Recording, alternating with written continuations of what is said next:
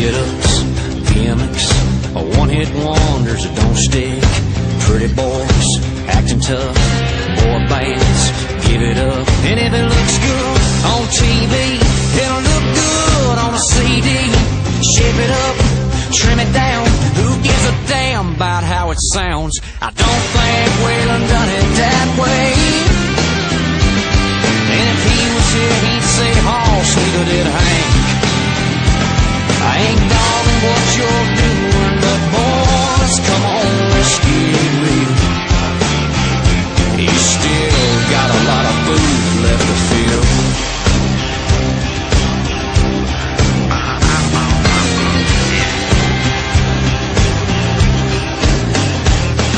You say you're the real deal, but you play what nobody feels. You sing about Johnny Cash, the man in black would've whipped your ass, and I don't think Waylon done it that way.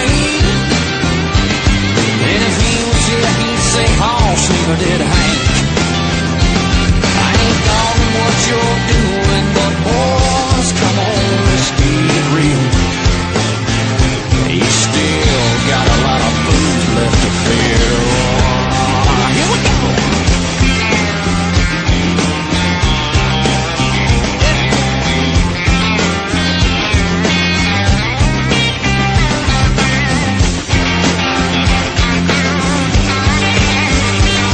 So long till I see you again. When you're laying in the bargain bin. Well, I don't think Waylon done it that way. And if he was here, he'd say, Hoss, neither did Hank. I ain't dogging what you're doing, but then again, hell yes I am. I just don't give a damn.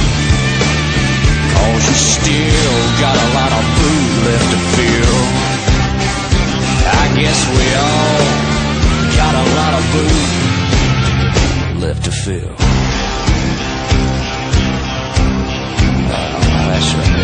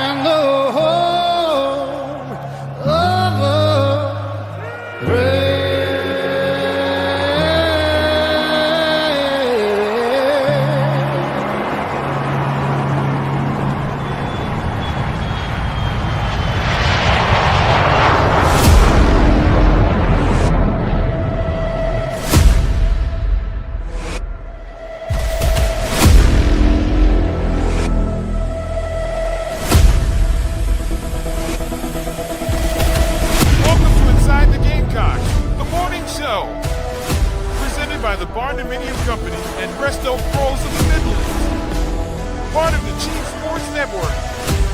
Go Gamecocks!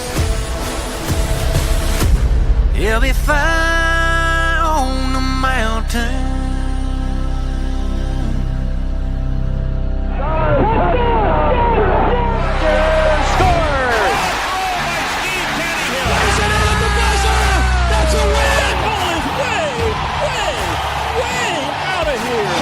Consecutive home runs for Carolina. It is good.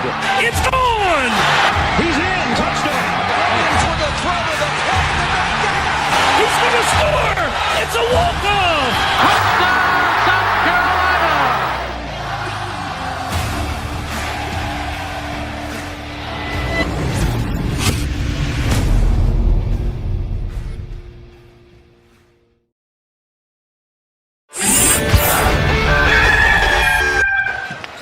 Six-point game. If you're South Carolina, do you need a 3 here? You don't. You have plenty of time to still work the game. Southern Miss changes their defense. They go right. Here's a deep one. Oh, Michi! A 3 will tie it. Johnson, deep one. Michi Johnson! This is why he came back to South Carolina. I get knocked down, but I get up again. You're never gonna keep me down. I get knocked down, but I get up again. You're never gonna keep me down. I get knocked down, but I get up again. You're never gonna keep me down. Michi Johnson saves the day and the night. Perfect record for Gamecock basketball last night. Greetings and good morning. Welcome aboard and welcome home inside the Gamecocks, the morning show built by the Barndo Co. and presented by our friends at Resto Pros, who are there when you need them. Kind of like Michi Johnson, there to clean it up. Resto Pros of the Midlands, Resto Pros Midlands, SC.com.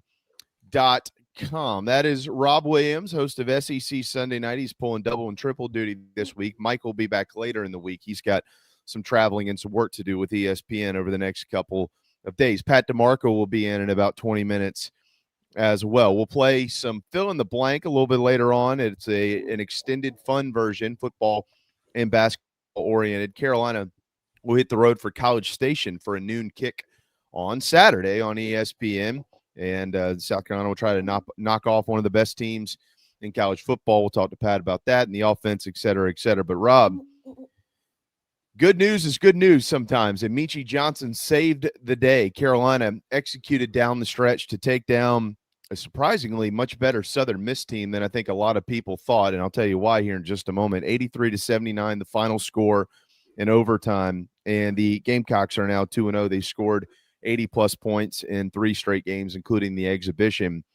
33 points, a career high for Michi last night, and those 2 shots are combined about 70 feet that they went through the air and then finished through the bucket to be able to get that sucker into overtime so they could pull away, and a couple of big plays down the stretch. But that kid, he mentioned he was pretty emotional afterwards in the press conference, or not a press conference, but a courtside appearance on television with Rodney Terry and John Schifrin, and he was tears. And he said, "This is why I came back to South Carolina." What a night for number 5 for the Gamecocks. Yeah, good morning. I think there's a lot of things to talk about here. Obviously, I missed locking into the game. I was watching, but locking into it live because we were on the air last night as it finished up. But I've actually been rewatching this morning a little bit, and there's several things to point out, I think. But you did a great job of highlighting the number one thing, and that is this is what you get from Michi Johnson when he's on, and this is why he came back. And I think it's encouraging to have this type of moment early in the season like this. It kind of knocks some apprehension off. It knocks a little rust off, I think, from what's going on with this team. And the fan takes are interesting to me, right? Like this is the world that we live in a little bit, and I understand from our perspective, we're going to sit here and look at it like sane, level-headed people. But I love to see what everybody's got to say, just to kind of take a look. And we have a segment with Message Board Genius every Sunday night where we can kind of pay homage to we'll call it passion of SEC fans, and sometimes that leads them to say crazy things. There's mixed reviews from fans, right? Taking this game with Southern Miss to overtime, a lot of people are still discouraged. The basketball team is 2-0, and you're still pouring on negative things. I don't necessarily understand that. But this win, I think, is something that galvanizes the team. And we talked last week a little bit about how this looks a little bit more like a Lamont Paris basketball team and the way they're operating, the way that they want to go about it from an offensive standpoint, at least. This game pulls them together. And it's a bonding experience. It's a proving ground to say, hey, when we get in the trenches later on in the season, and you will be there in the thick of the SEC, can we fight? Can we scrap? Can we come back? Can we shoot our way out of a hole? And this is obviously a team that's going to shoot the three ball a lot. But Rodney Terry said it last night, and I think that we'll continue to see this. If they continue to shoot the three at this clip, it's not really going to matter who's on the other side of the court. They're going to be competitive in basketball games because Michi and Big Mike and Eli specifically last night shot it really well again. And as a team, a little below what we'd seen with the 43% in the first couple of outings, but still right there close to 40% as a team. And you had about 50% from the big three. Yeah, 43 attempts from long range last night. I believe that's a program record. If I understood that correctly, which is indicative of a lot of what you're going to see out of this group this year. They did knock down 16 of them, and 3 of them came crucially late. Miles Studi drains one from the corner to put him up 4. Eli Ellis made a silly foul there, and he heard about it from Lamont Paris. But, here's the thing. Here's this game last night. This is where college basketball is today. And once again, just like we talk about with college football, you cannot apply yesterday's standard to today's game anymore. It is non-existent. Get that crap out of your head and get over it. It is non-existent. What you thought you knew about sports, you don't know anymore about sports.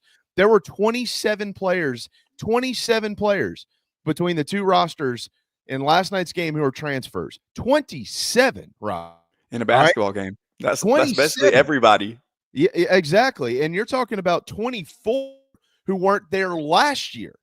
Okay, between the two, 13 down at Southern Miss, which, by the way, 3 of those guys came out of the SEC. That's a better basketball than a lot of people think.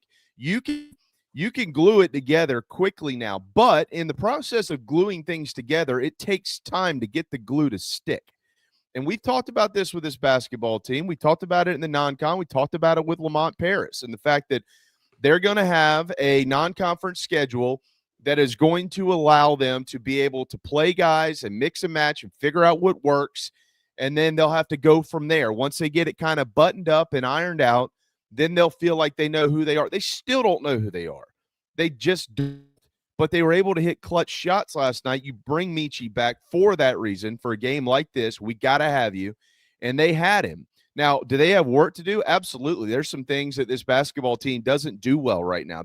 I'd say that they're well below average in the paint. And they're going to have to get better there. But at the end of the day, and they don't defend as well as they probably need to from time to time. And you got young guys who make some silly mistakes because that's what young guys do. But overall, they won the game. They won the game last night. They won the game. And that's what a team of a bunch of guys who've never played together, that's what they need. They need to have the confidence in order to work out the kinks. You don't want to be down in the dumps while you're trying to figure out who you are as a basketball team. That's not where you want to be. And South Carolina was able to overcome that. You're talking about they were down like 11 points with 3.5 minutes to go. And they came back and won the game. I don't really care who you play in sports. When you're able to do that, these guys aren't waking up today going, well, it was only Southern Miss. I mean, if that was Florida, it'd feel a lot better. They don't give a damn about that. Mm-hmm. They don't care. They won the game. And so, being obviously a new eyeball to this group, as we all are, we've only all seen them a couple of times. I think that South Carolina fans should be proud and rallied around this group. They got 2 games coming up that they should win easily before they head to the Greenbrier up in West Virginia. And that's going to be a difficult task for them. They're not going to hit 16 and 23s every game. So they're going to have to figure out a way to score points when they aren't hitting a bunch of threes, as in, like, they're going to have to be able to do some more in the paint. We're not saying anything that Lamont Paris doesn't know. Like, that staff is not waking up today going, yeah, we're not very good down there, so we'll just have to – no. They will continue to work on that. But one thing that I do want to point out that happened last night, so the same starting 5, Kapich, Sharab Jumps, Knox, Johnson, Studi. How about the fact that you got 56 minutes 56 minutes from the freshmen, Hayden Simeon and Eli Ellis. So that tells you really, really quickly what Lamont Paris is thinking. We knew about Eli. I'm not so sure that everybody anticipated as many minutes from Hayden Simeon. They are going to play young. Yep. And those two guys are going to make some mistakes as the year goes along. I mean, Eli made some last night. Hayden made some last night. I think Simeon, I don't even know if he had any points. He didn't. But he played 21 minutes and didn't score. But he also had 6 rebounds. Eli Ellis, by the way, had 7 rebounds. That kid, he's really good off the boards. He had 5 in the first game, so 12 through 2 games for a freshman guard who's 6 feet tall. So maybe look, listed at 6 feet tall. That's right. You know, the last night they had the ball that was called a jump ball, and he wouldn't hand it over, and the official and the big guy were barking at him, and he was just like, "No, I'm not giving it up. I'm letting you know I'm here." So this team has attitude. They do have weaknesses. They do have to continue to work on those weaknesses. But that attitude is what got them to that 2-0 record last night, or everybody would be deflated today because Carolina basketball, oh, here we go again. They said not so fast. It's only game 2, but it should be celebrated because it was a win and a very unexpected one with the under 4 timeout, after the under 4 timeout. Yeah, no doubt. And I think that obviously you talk about the weaknesses in the paint. There's ways to overcome that. I think that from a fan perspective, you got to realize that if this team is going to shoot that many 3-pointers, you're going to live by the 3. You're going to die by the 3. There's going to be games when they come in cold, and it is going to be tough, like you said, to find baskets in other places because they're not that big down low. They have size in terms of length and height, but banging around on the block is not really how anybody wins basketball games these days. But there are teams in the SEC that have those types of presences down low, and you're going to have to be able to kind of go up against that at some point. You just don't really have the size necessarily from a weight standpoint to throw around down there. Not in the guys that have been successful. I think that we're gonna see a lot more drive and kick continuing. You're going to see a lot more slashing. You have guys like Hayden Simeon, who is a long, wiry, kind of Zach Davis build. And if you can get somebody like that getting to the rim, Kobe Knox is like that. And there was a point in the first half. There's a play where Eli Ellis has the ball. The shot clock is running down. He passes it to Kobe Knox at the top of the key with about 4 seconds left. And it's just, I beat you with my first step.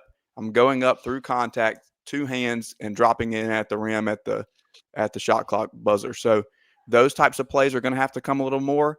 We saw them get down by 11 because there was the zone defense. And anybody who knows basketball knows that the first move there is going to be to gap it and kick. So you're going to penetrate the zone, get into the paint, draw defenders, and kick it out. This team is built to shoot their way out of a zone. They just didn't drive it, and they weren't able to penetrate. So look for some of these guys to maybe try to build some confidence getting in there. Eli Ellis can obviously get in there.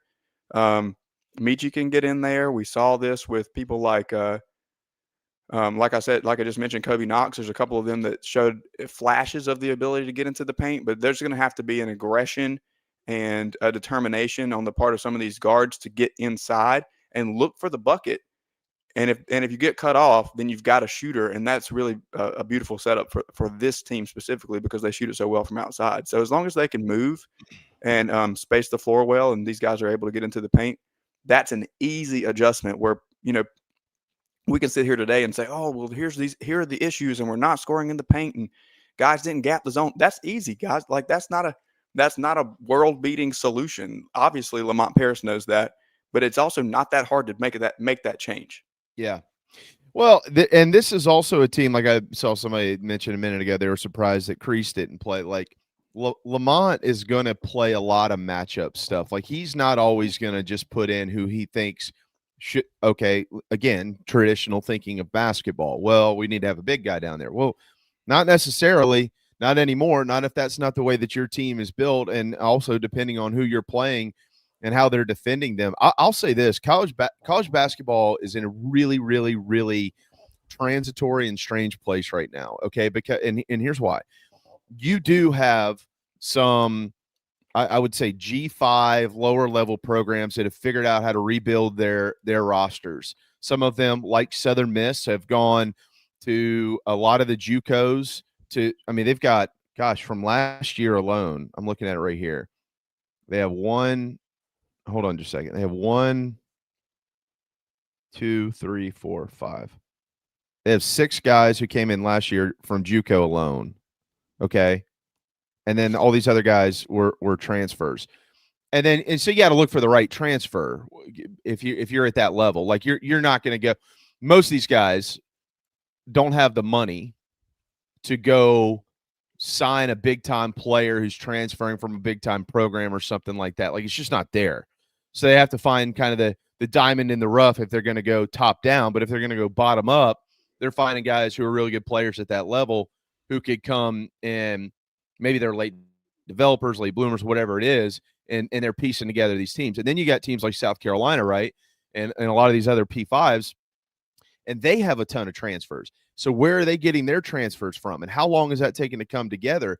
And if you look at scores across college basketball, look at how many teams are hitting the 100-point mark right now, Rob. Like defense is down big time. Defense isn't very good across college basketball, to be honest with you.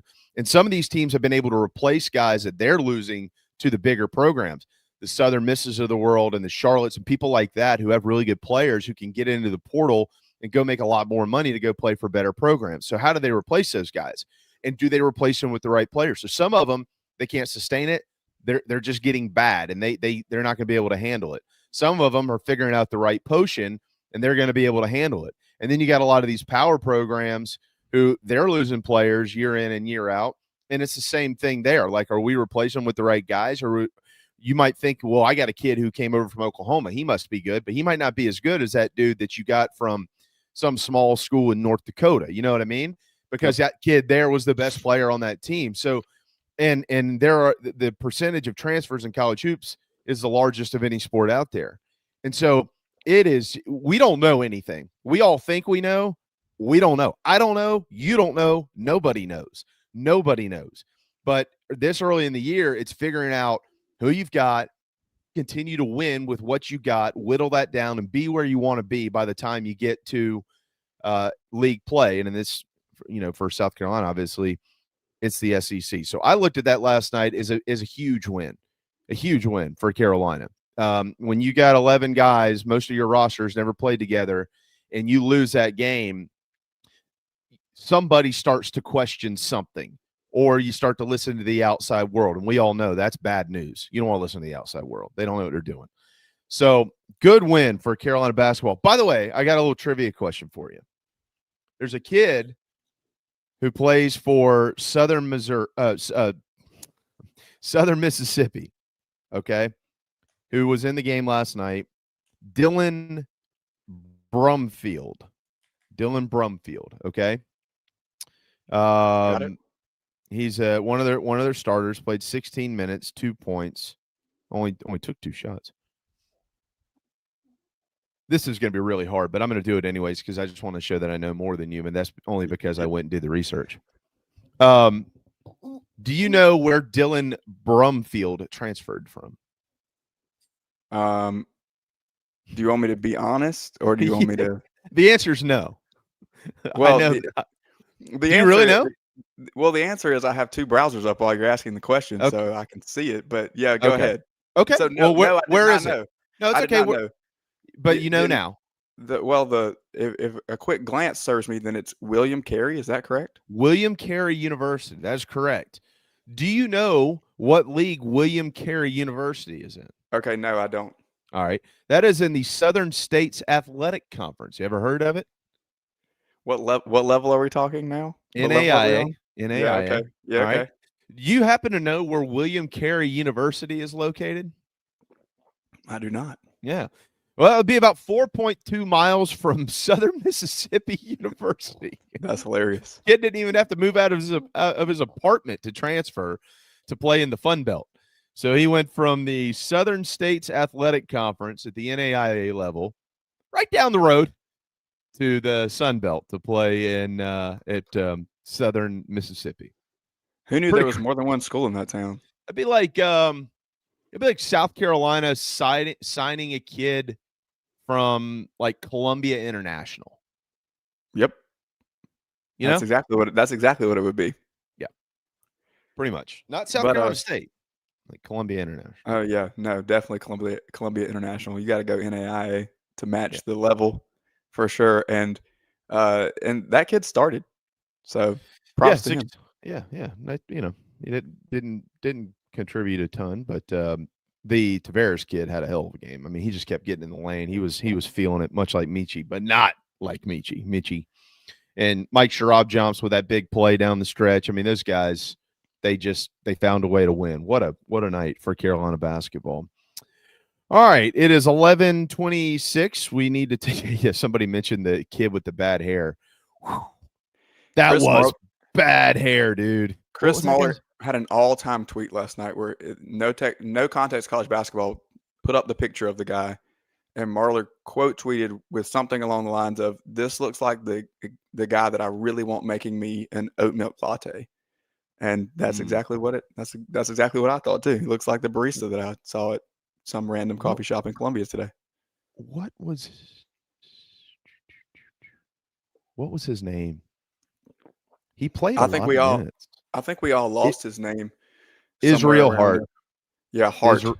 Israel Hart. Which honestly has an argument for the all-name team, not first team or second team all-name. You got to save that for guys like Major Wright or, some of these guys that have a little doctor. What's the kid's name? Yeah. Doctor something at one of the schools. Yeah. Poor Derek last night. Tegra, Ize, Falou, Diagini, Azuma, Shiante Tramble, Mike Sherrod jumps. Creased Essett. I mean, man, Derek. I hope Derek had notes. Derek had lots of notes last night. He needs like a world dialect geography class, if such a thing exists, in order to get through this basketball season. It is very global right now. A lot of names in college hoops. All right, the sideline collection at Gamecock Traditions, all of it right now, and it will be sold out by the end of the week. So you better do it now, like today. The sideline collection online at Gamecock Traditions is 50% off, Rob. 55. Oh, no strings attached. 50, not like buy one, get one half. No, the sideline collection that they wear on the sideline, 50% off right now at Gamecock Traditions. Buy it during the break and look nice when we return with Pat DiMarco.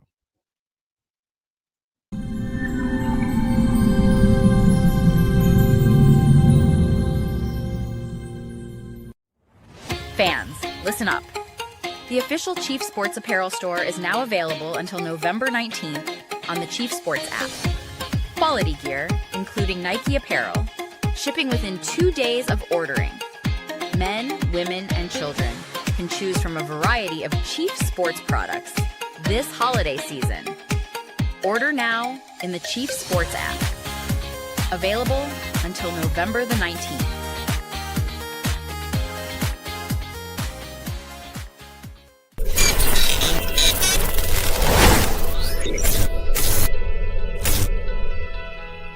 Palm Casual Patio Furniture are proud supporters of our Gamecocks.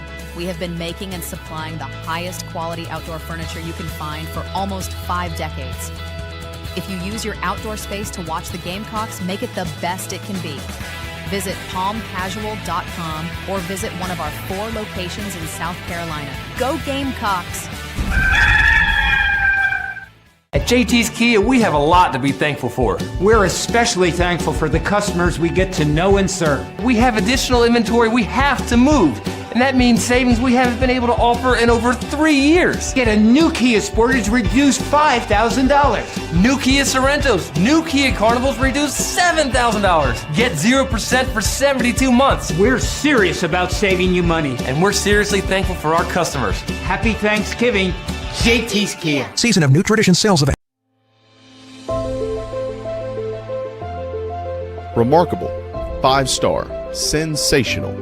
These are just some of the terms used to describe nationally renowned chef William Turner out of Scottsdale, Arizona. Originally from Georgetown, South Carolina, and a diehard Gamecocks fan, Chef Will made his way out west and has served parties from every state and many countries from across the globe. Visit chefwilliamturner.com to inquire about private events and more. Food from every culture, all of it first class. chefwilliamturner.com and Chef Will Turner on socials. You won't believe what you see. You really won't believe how it tastes.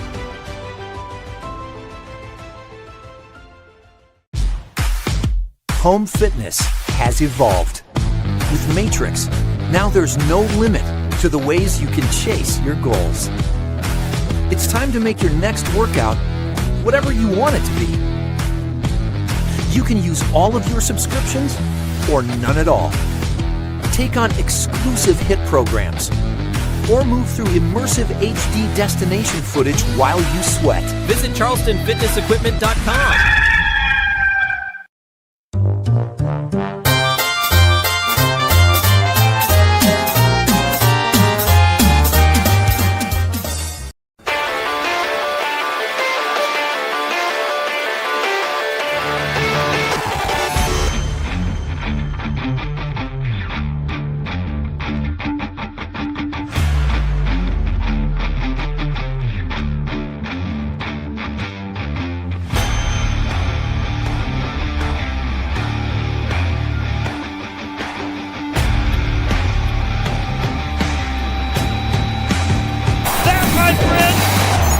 Exclamation point. Michi with the shot clock winding down says, why not? He's got enough. Puts up the jump hook off the glass. Yes, sir. Resets the feet. Lets it fly. Yes, sir. Flush. Right in the face of Big C. Drives around his man. Hanging in the air. Kisses it off the glass. He got it. Horns down. Then you can put spurs on this one.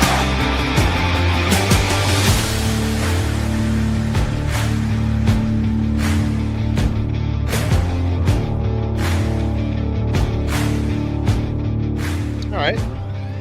10:32. Not talking basketball, but talking football with Pat DiMarco here in just a moment. As soon as he pops in, we will take a look at South Carolina's trip to College Station this weekend. It's a noon kick on ESPN, and we'll have the official, I guess, Rob, tomorrow night for the Aggies. I'm assuming that they'll still be at number. Yeah, I don't think they're going to move. However, actually, I'll save it for fill in the blank. I was going to give my Aggies take, and it may slip out here in a minute when we're talking to Pat, but I think they're good.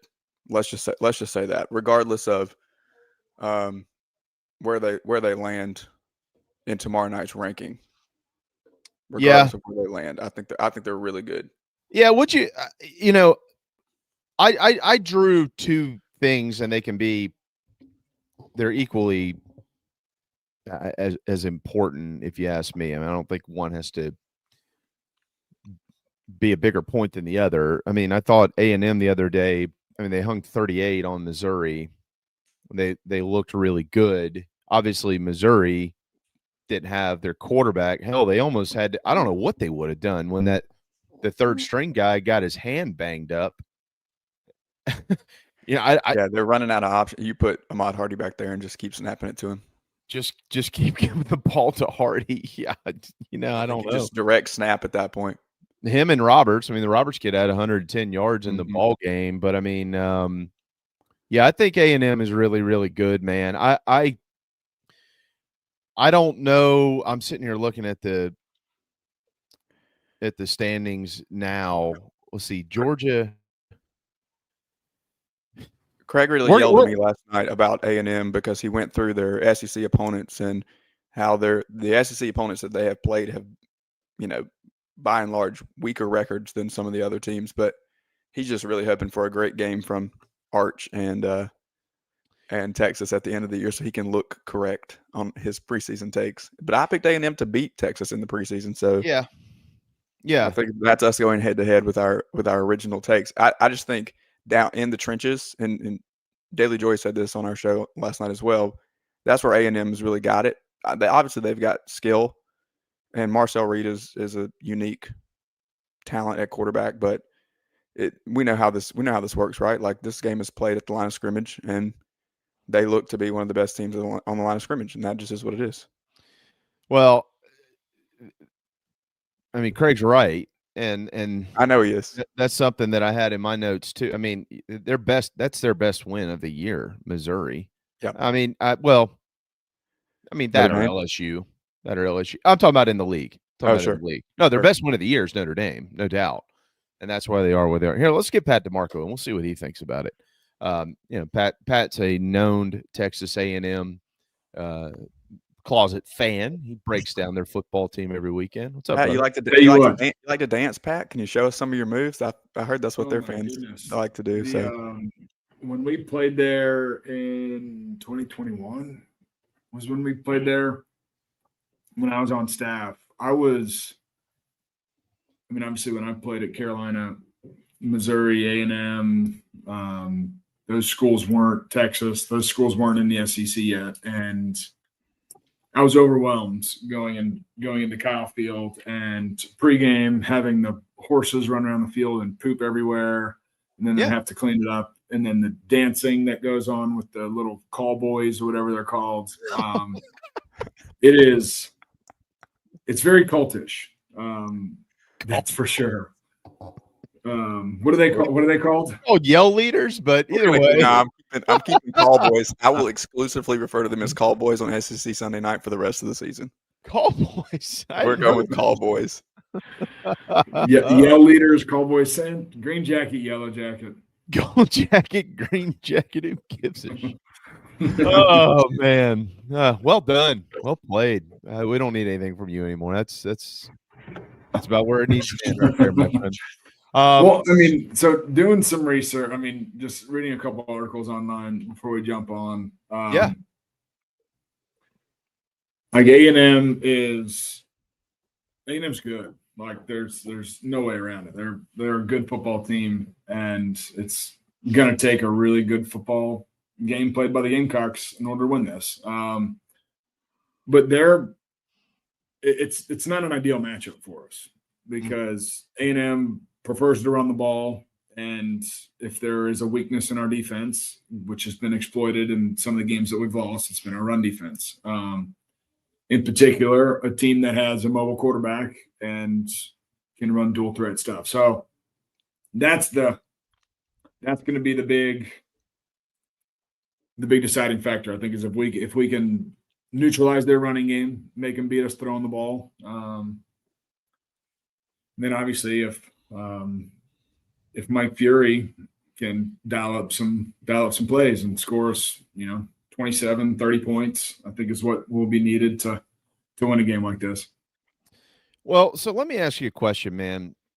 You're talking about so this team right now started the season, Mike Shula, the OC, and now I know it's co-OCs basically with Sean and Mike Fury, but Mike will call the plays on game day. Okay.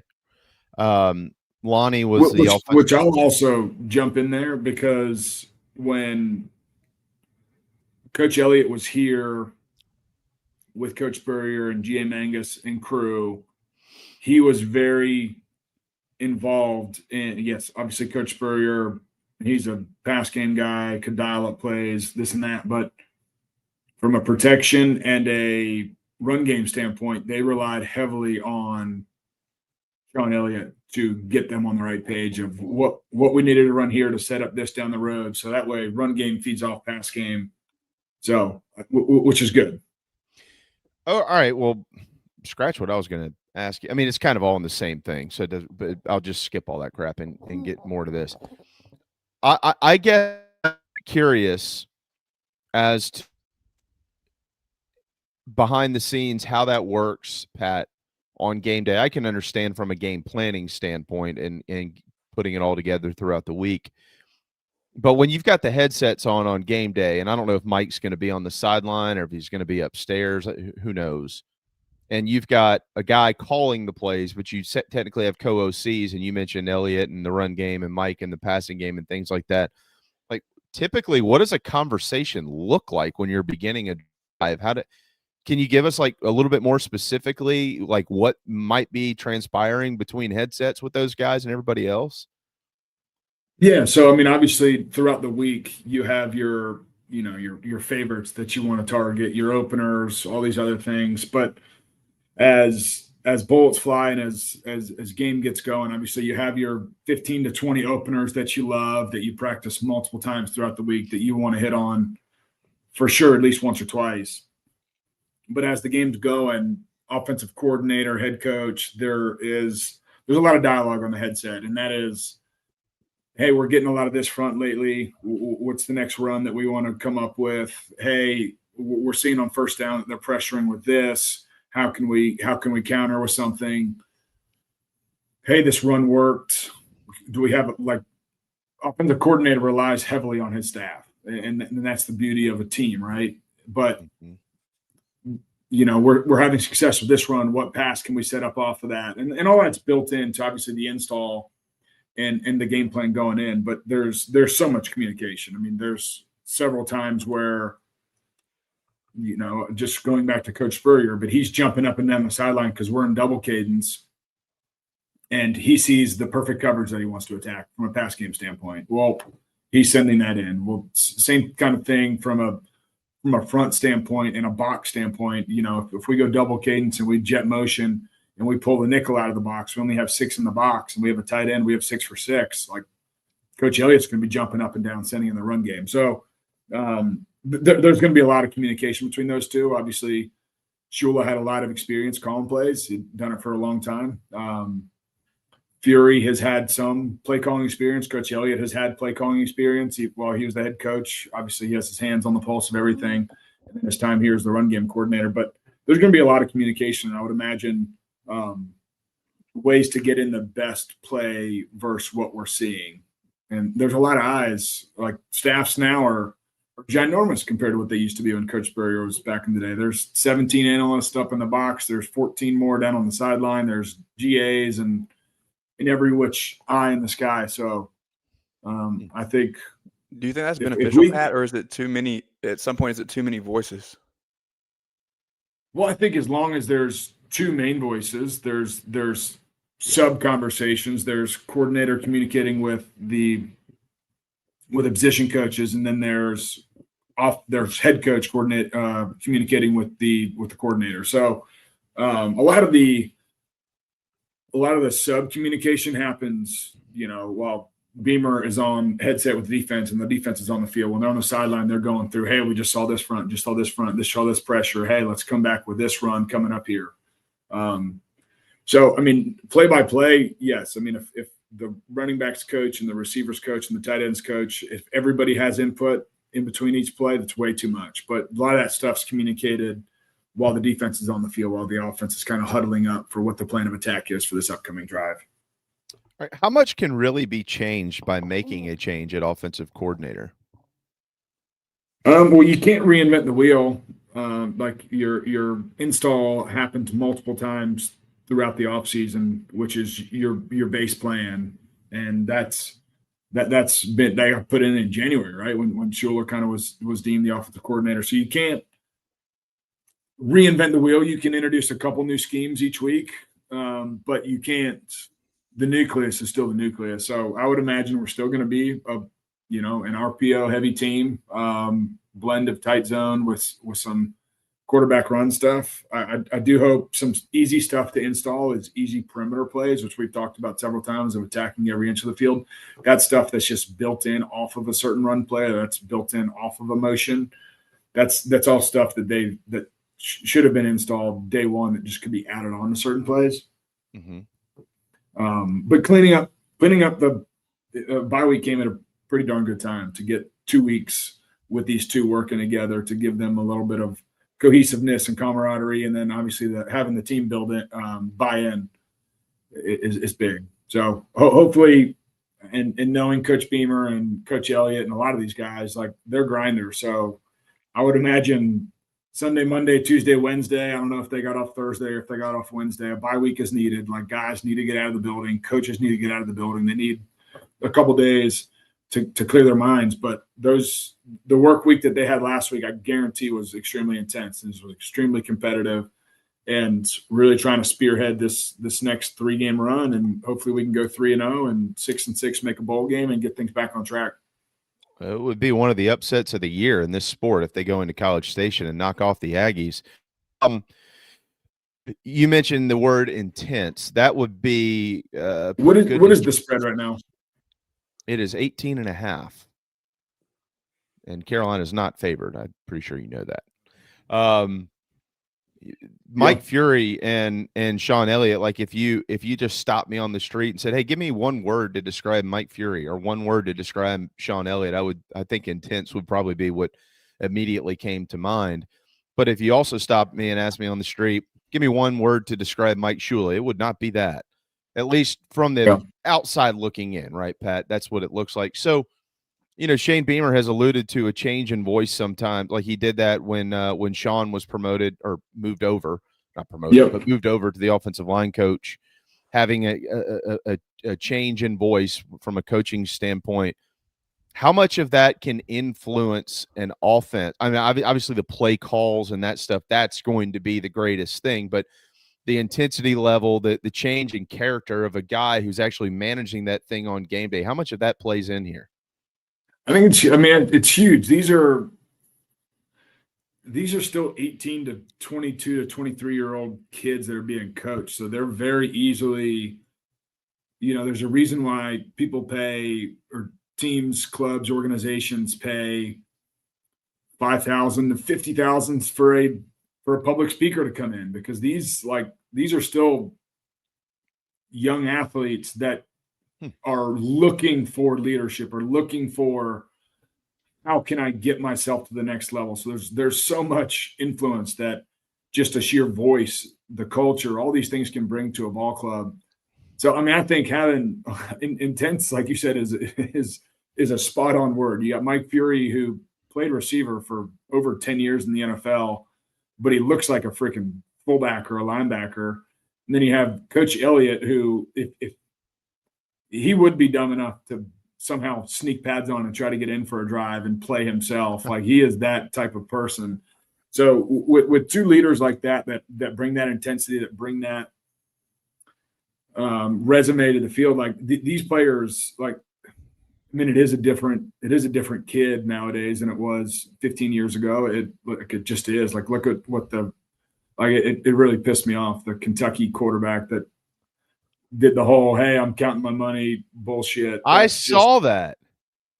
I texted my buddy Jacob Tammy, who played at Kentucky, and I said, "Are you his financial advisor?" What is that? Zach Calzada. First of all, he sucks. That's number one. He's 25 years old. He sucks. He's on the bench now, but he throws around money because that's the world that we live in now.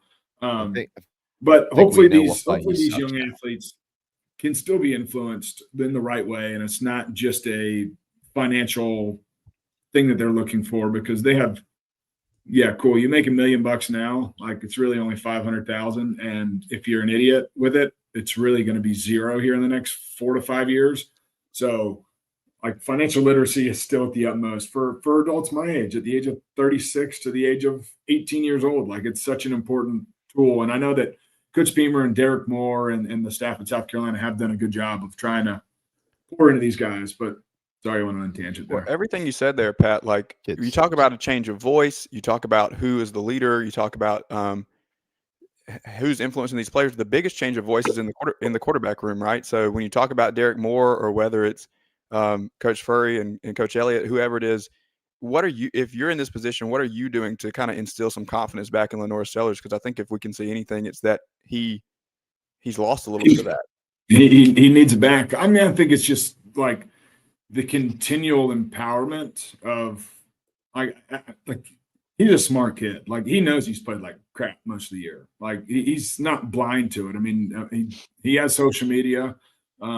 People aren't happy with his play, and my thing is if you're not self-motivated, and if it's not you who wants to be better because you want to be the best possible, then you're probably not going to be a long-term winner. I guess it's as simple as it sounds. If you're only motivated by money, if you're only motivated by your teammates telling you how great you are, the fans telling you how great you are, like, success is going to be really hard to touch when you get to the NFL and the next level. Like, everybody's way too good to be out there if you're only motivated by that. But if you have the desire, it was like, I mean, I talk about Josh Allen a bunch because obviously what he's become. He didn't play good on yesterday, but what he's become, he came in, was drafted out of Wyoming, and there were a lot of question marks to him. And I remember as I was getting ready to leave the league, we negotiated the most recent collective bargaining agreement, and I was the voting rep. So I was the say for our ball club with the Buffalo Bills. And I remember I called Josh Allen when the owners pitched a 17-game season, and I was like, "Hey, Josh, I'm on my way out." Him and Tremaine Edmonds are 2 first-rounders 2 years prior, so they were going into their 3rd year. And I'm like, "Guys, this is your ball club. This is your league. I'm on my way out." The owners pitched a 17-game season. They wanted 18. We fought it off and reduced it just to 17. They want to give us a bunch more money. They want to give us TV kickers. They want to provide this pretty lucrative package to us, but they want us to play an extra game. How do you feel about playing an extra game? Both of them, still ballers in this league, still at the best of their position, said, "I don't care about playing an extra game. I just want to be the best possible quarterback and the best possible linebacker that this league has ever seen." And I was like, talk about self-motivated right there. Right. Like 2 winners. Like they want to be good because they have that they have that built into them at a young age. And hopefully Lenoris has that, because if Lenoris has that, he can dig himself out of this hole. He can get back to playing at the level that we know he can play at. And selfishly, hopefully, since he hasn't played that well this year, just saw first-round mock draft. I did not see his name on that first-round mock draft. It would be nice to get him back for another year because he needs the development. He needs that confidence going in. The NFL is a dog-eat-dog world, and like we're seeing it with Anthony Richardson, who was drafted first round by the Colts. Like Daniel Jones, who was somebody else's trash, is now the Colts treasure. So, sorry. No. I'm not really talking X's and O's. I'm talking more philosophy now. Sorry. I think it's really neat. I would love to, and I know we got to get you out of here like now, but I would love to sit down one day with guys like Anthony Richardson and be like, look, if you could do it over again, would you leave? Or would you go back to school one more year and see what you can become? I mean, with NIL now, I would imagine he'd come back. I would think so. If you're not a first-round pick, you're making more money back at your college than you'd make first year in the NFL. Yeah, there was a time where you had to go. You had to take the life-changing money. There's no doubt about it. Correct. But it's not the case anymore. All right, can I squeeze in one? You can give me a 10-second answer on it, just real quick. I'm sorry, man, but we were talking about, you're talking about Lenoris and trying to get on track and things of that nature. They have had some great first drives this year. Obviously, they've scripted it well, but openers, man, openers work. You practice them a lot. Go back through those dang openers. Do it again. I dare you. Well, there you go. That's what I was talking about. Like it feels like you see it, and then it kind of dissipates and disappears from the rest of the game plan. Coach Spurrier was well known for, well, this is going to work, so we're going to run it till they stop it. And if they don't, we're going to run it for 4 straight quarters. What are you looking for early Saturday in College Station? And off of that, what do you hope to see? I think this game is going to be won by us being able to run the ball. First ticket is control the clock, control time of possession, move the chains, and 2, stopping the run. I mean, there's several different dockets to win the game. Affect the quarterback, protect your quarterback, run the ball, stop the run, win the turnover battle, win the explosive play battle. All these different things that these teams have in formulas. But I think this game is won and lost in the run game, and that's with Carolina being able to run it, getting ahead of the chains, putting Lenoris in situations where he can not have to drop back and throw the ball in 3rd and 10, where we can create some opportunities for him to break the pocket and extend plays, and then obviously stopping their run. I mean, they're a team that is going to hand the ball off 30 to 40 times a game, and it's just going to be, we got to man up and we got to stop the run.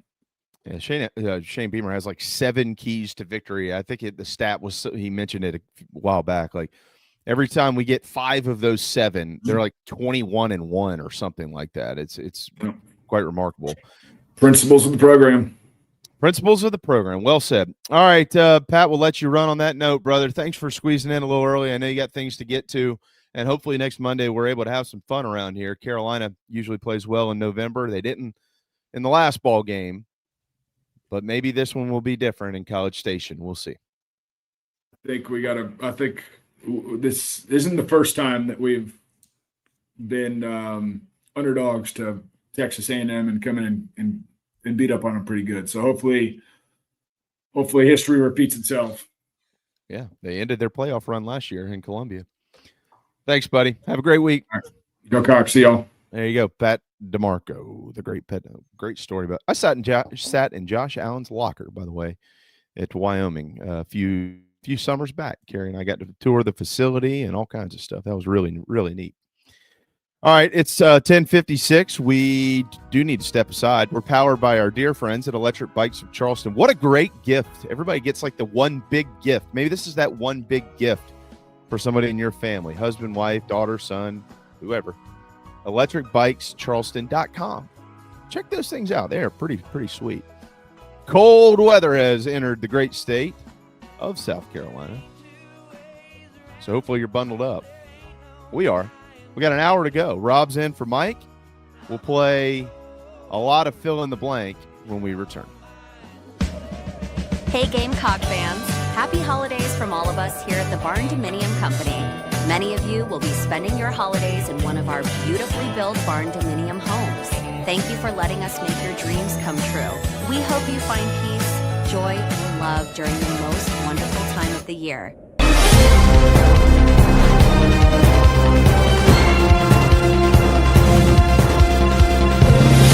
This is a breaking news event. We now have boiled peanuts without the shells. Sorry, Alex. Did you say boiled peanuts without the shells? Yes, boiled peanuts. No shells. Go to GameDayNuts.net and order them for game day.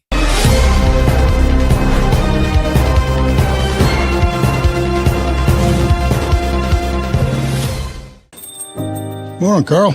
Usual? Yeah. Your oldest was in here the other day. Said the two of you took a trip down to my neck of the woods. How'd that go? You might as well give me one of those Carolina cards while you're at it. I knew I'd like that one. Yeah. There you go, my friend. Thanks. Hey, Carl. Congratulations. See you tomorrow, Freddie. You bet. At Moultrie Insurance, our agents are working for you. Our commercial lines of coverage are well-sourced and intimately chosen. We offer commercial lines of coverage such as business owners, umbrella, property, auto, or general liability coverage, and evaluate every option to find what fits you best. Like a good offensive coordinator, we will draw up the plays, but only run with what you feel comfortable. Get in touch with our quarterback, Perry Orth, or our head coach, Frank, by visiting MoultrieINS.com. MoultrieINS.com. Moultrie Insurance, proud supporters of the South Carolina Gamecocks. Nana's Porch presents a Southern staple delivered right to your doorstep. Nana's Porch locally crafted pimento cheese has been a hit for years at weddings, tailgates, and other events. Now you can order online and have it sent to your home.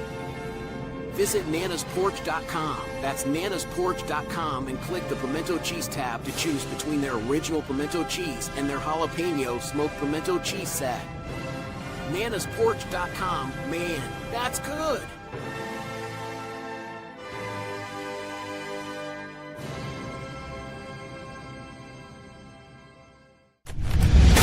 Ladies and gentlemen, here it is.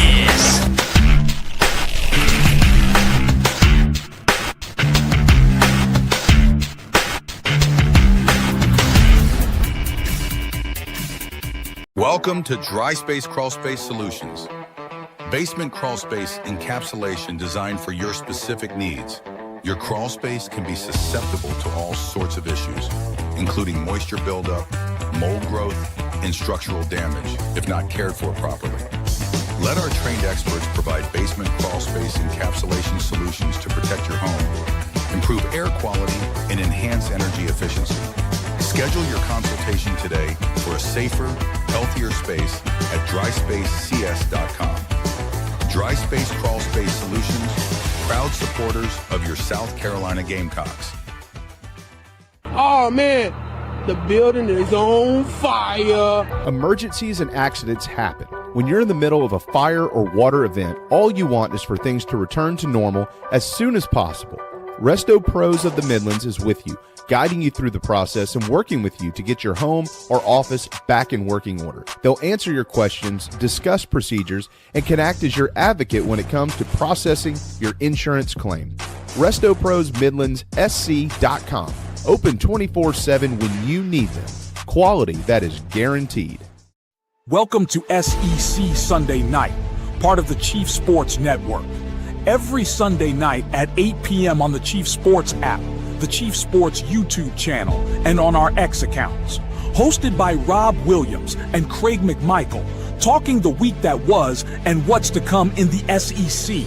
Join us every week for SEC Sunday Night on the Chief Sports Network.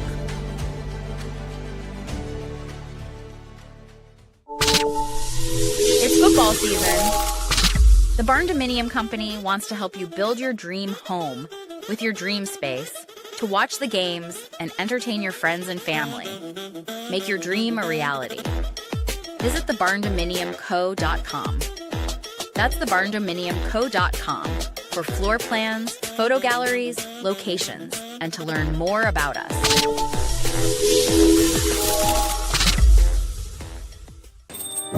Morning, Carl. Usual? Yeah. Your oldest was in here the other day. Said the two of you took a trip down to my neck of the woods. How'd that go? You might as well give me one of those Carolina cars while you're at it. I knew I liked that one. Yeah. There you go, my friend. Thanks. Hey, Carl. Congratulations. See you tomorrow, Freddie. You bet.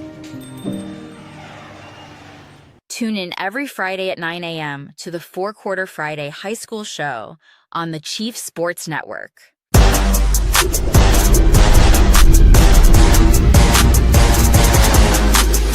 Visit GameDayNuts.net and order yours today. Boiled peanuts, no shells. Official tailgate snack of ITG.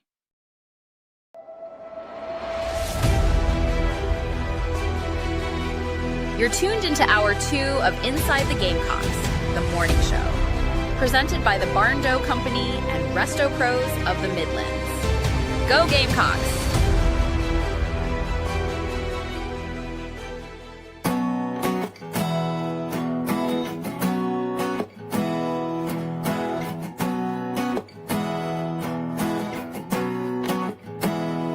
With a little love and some tenderness, we'll walk upon the water, we'll rise above the mist.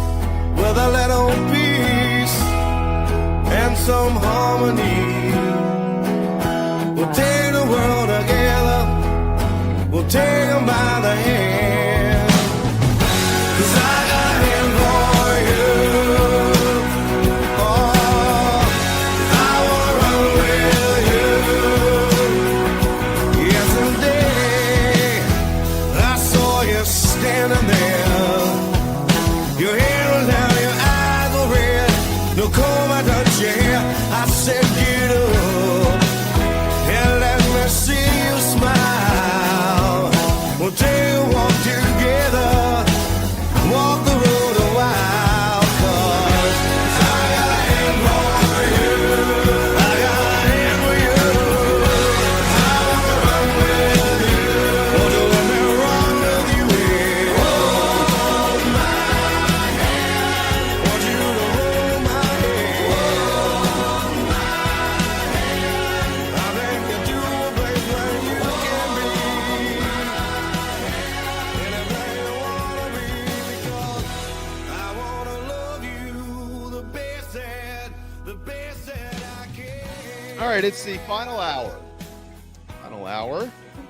Inside the Gamecocks, the morning show built by the Barn Dominium Company and presented by our friends at Resto Pros. Don't forget about the official tailgate snack of our programming, Game Day Nuts. GameDayNuts.net. GameDayNuts.net.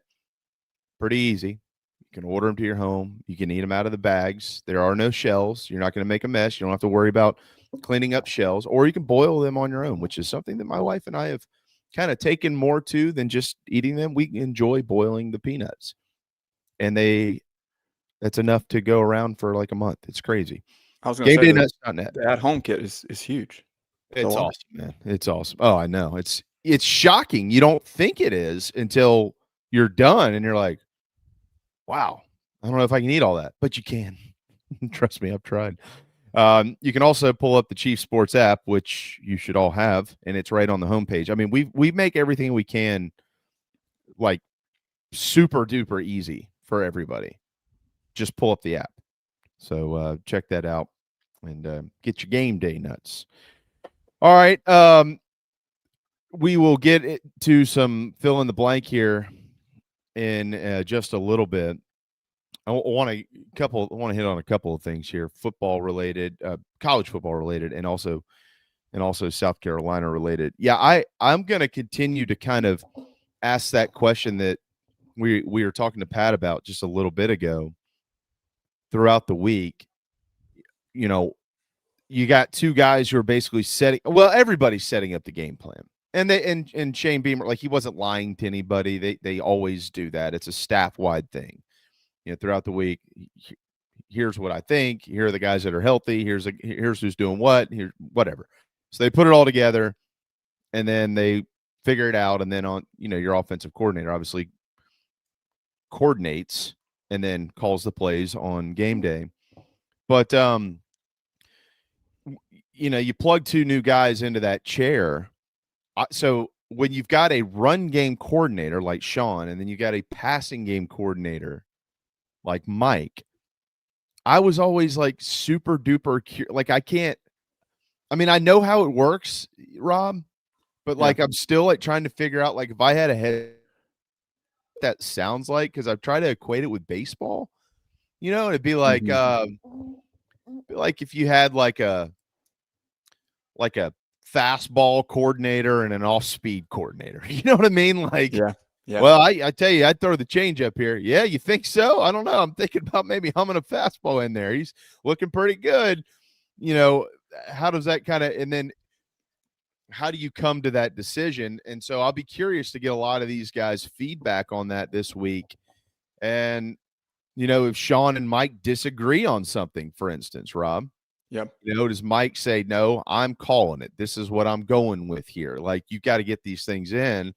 They will disagree on something at some point in time. It's going to happen. That's always going to be the case.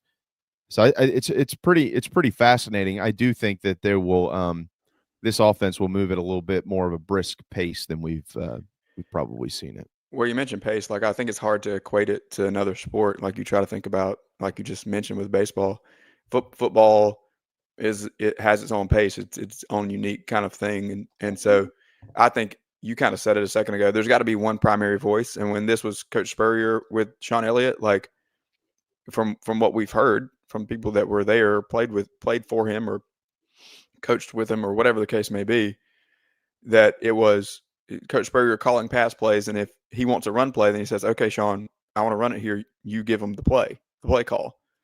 And so, somebody's got to be, and maybe that's Mike Furry in this case, but somebody's got to say either we're going run or pass. And if we are going run, then it's you who's calling the play. Does that make sense? I feel like that's the only way that it goes, because if it's two people just going back and forth, well, you want to run it? Should we throw it? Should we run it? Should we throw it? That is a recipe for disaster. It appears in my book. But I'll tell you one thing that you shouldn't do is have a different person calling it on each down. I think that there was an experiment on the Plains this year, and that did not work out based on what we were told. So yeah, that's a bad idea. That wasn't very good, to be honest. It's a Texas A&M team. So Reed has thrown 6 picks. Miles O'Neill, the backup quarterback, threw 1. So they've only turned it over 8 times this year in 9 games. Carolina is a team that lives off of turnovers and survives off of turnovers. Let's be honest. I mean, they could have been really blown out of some ball games this year if it wasn't for some of those crucial plays on the defensive side of the ball. But then when you get it back, what do you do with it, right? I was talking to Michael Flint the other day, and he was like, man, they just have to continue to stretch the field.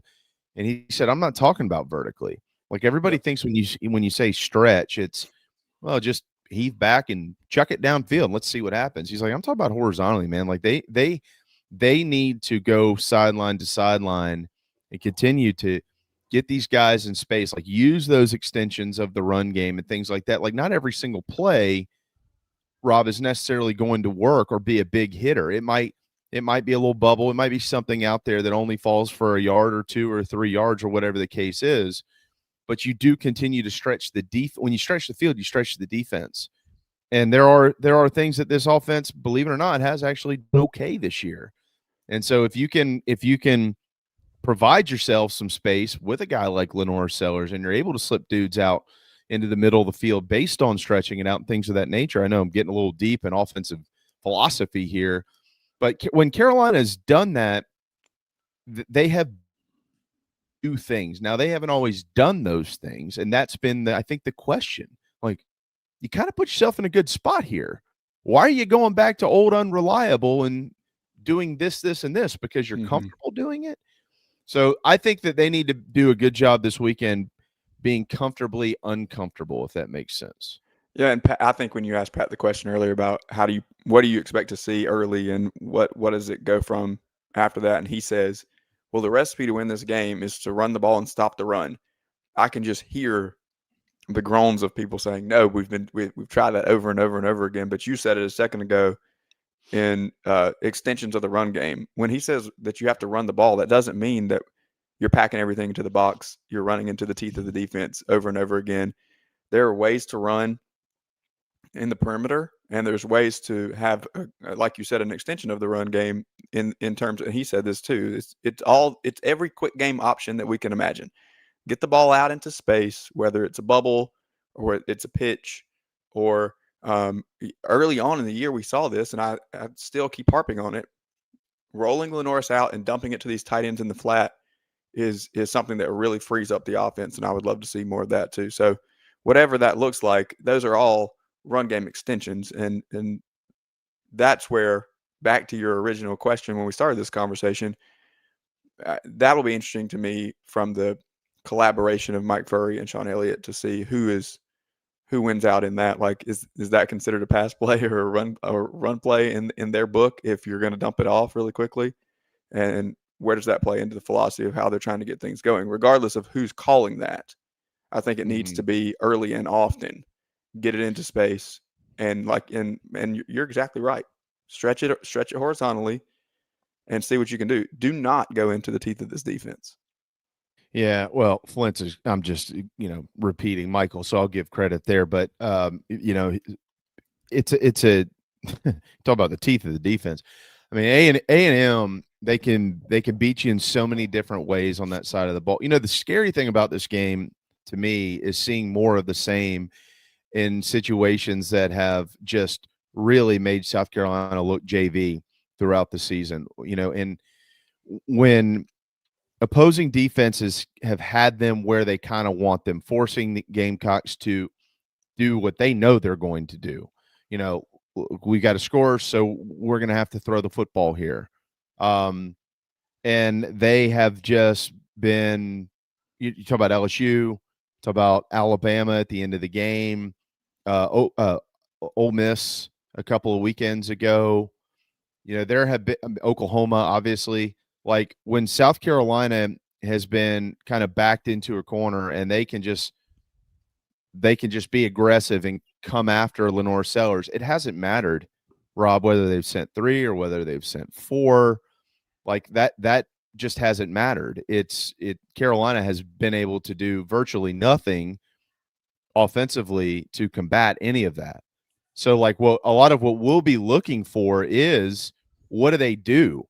If South Carolina is consistently having issues up front on the line of scrimmage with that A&M defense, what are they going to do? Where are they going to adjust? And there just haven't been enough adjustments thus far this year. Are they going to use that? Going to use that aggressiveness and that pressure against them? The thing with that, like, did you see all the game this weekend with A&M? Yep. Okay, so it was very indicative of how they've kind of played it throughout the season. Defensively. They will at times show 4 or 5. All right, and then the 2 or 3 of those guys that you think are aren't, and then the pressure comes from somewhere else, or they'll show 6 or 7 and they'll drop back 3, but the 3 are not the guys that like they're very multiple. Like a lot of the things that they do defensively, they hide it well, they shade it well, they change it up, they're very unpredictable. Those things have just destroyed South Carolina offensively. And so I think it's a terrible matchup. I think it's a terrible matchup. Yeah. I don't even know that I could give you a weakness for the A&M defense. But if you haven't identified a weakness that you feel like you can exploit, then you have to figure out what is your strength. And that's been South Carolina's biggest problem this year, is like they can't point to, well, this is our strength. So Sean Elliott and Mike Fury have, regardless of the extended time, as difficult of a task as I could possibly remember, and taking over an offense or a side of the ball going into a matchup where I've seen this much of a mismatch.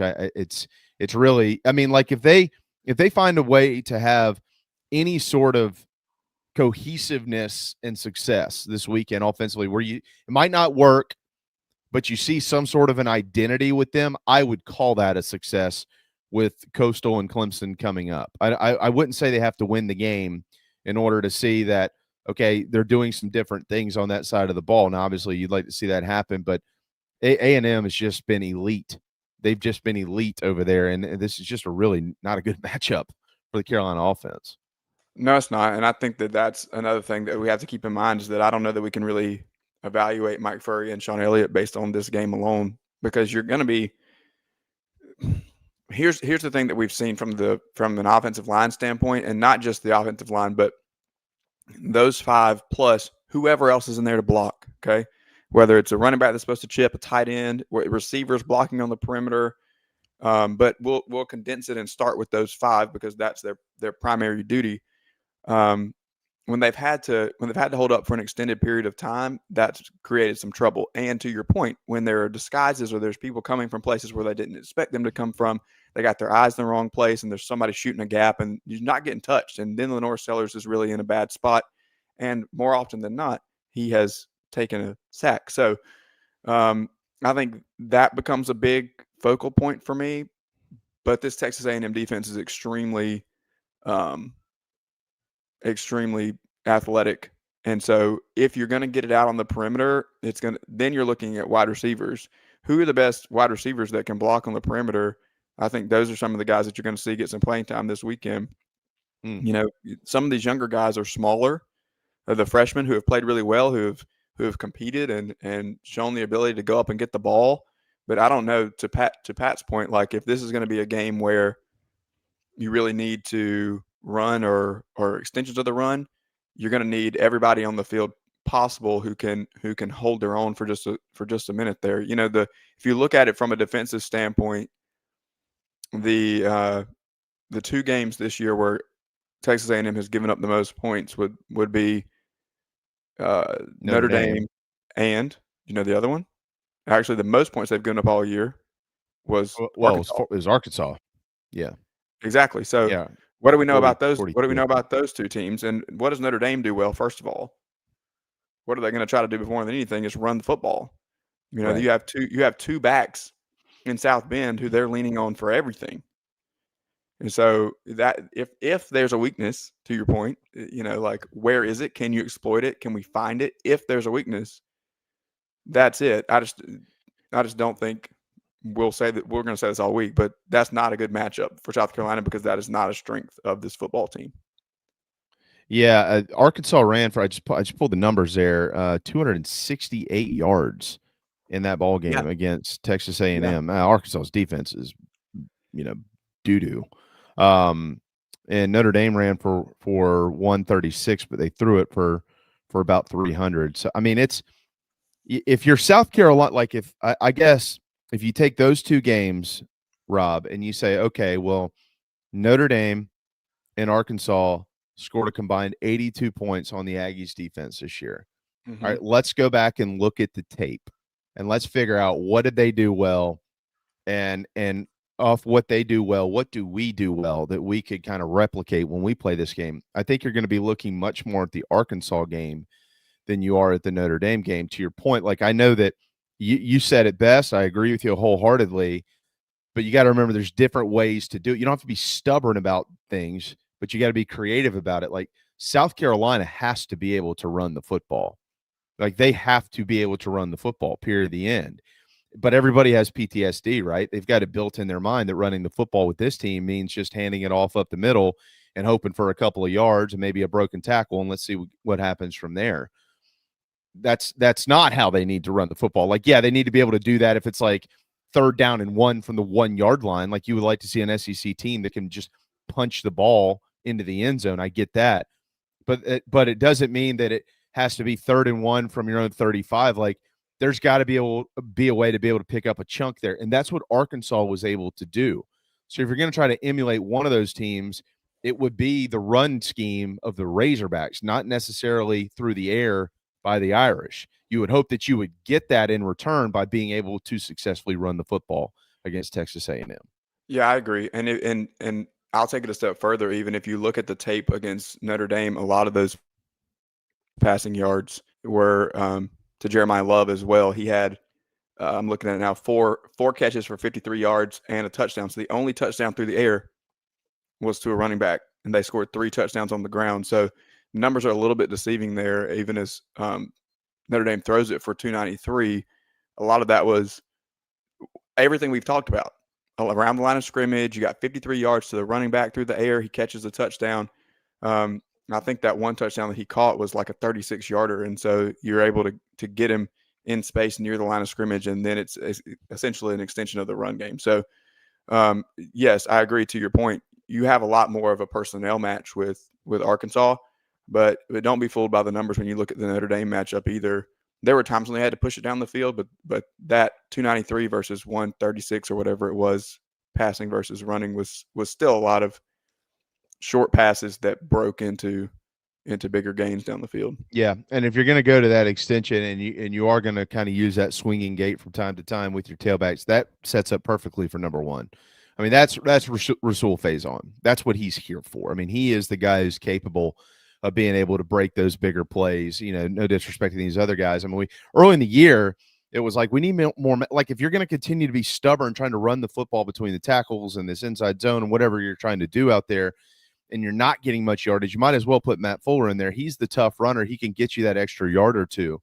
But if you want to use it in space, one's your guy, period. I mean, so we'll see. We'll see. We got a long ways to go this week to continue to kind of dissect this thing. The good news, there is some good news.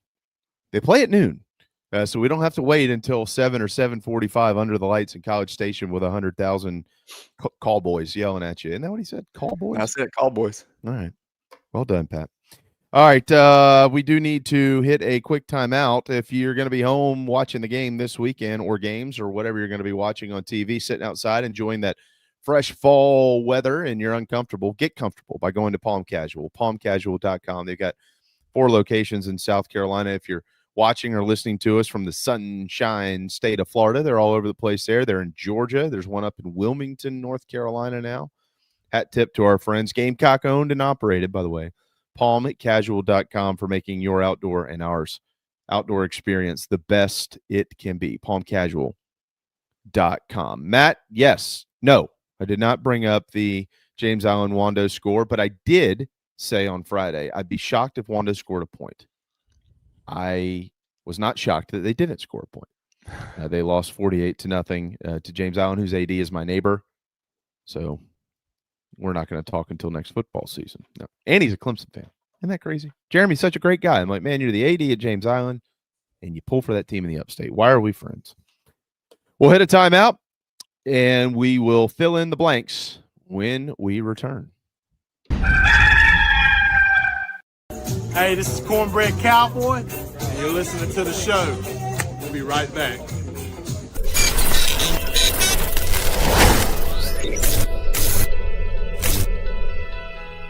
Palm Casual Patio Furniture are proud supporters of our Gamecocks. We have been making and supplying the highest quality outdoor furniture you can find for almost 5 decades. If you use your outdoor space to watch the Gamecocks, make it the best it can be. Visit palmcasual.com or visit one of our 4 locations in South Carolina. Go Gamecocks!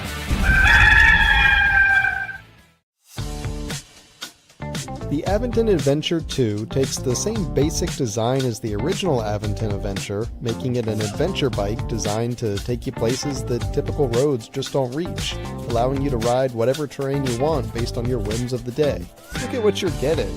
Hydraulic disc brakes, torque sensor for responsive pedal assist, great LED lighting, suspension, a beautifully welded frame with excellent build quality, included rear rack, included fenders. The list just keeps going on. Visit electricbikescharleston.com for more. It's football season. The Barn Dominium Company wants to help you build your dream home with your dream space to watch the games and entertain your friends and family. Make your dream a reality. Visit thebarndominiumco.com. That's thebarndominiumco.com for floor plans, photo galleries, locations, and to learn more about us.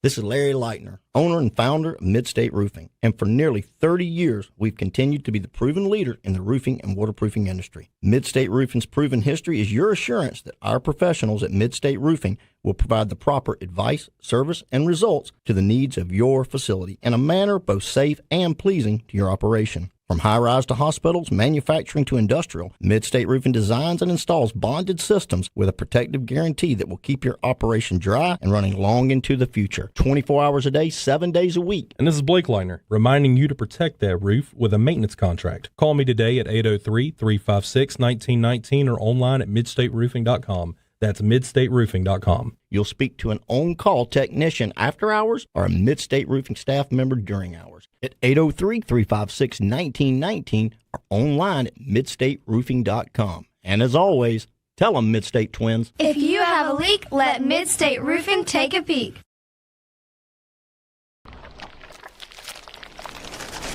Watch JC and Morgan every week on the Chief Sports Network. Now back. This is Inside the Gamecocks, the morning show, built by the Barn Dough Company. Go Gamecocks! Just as long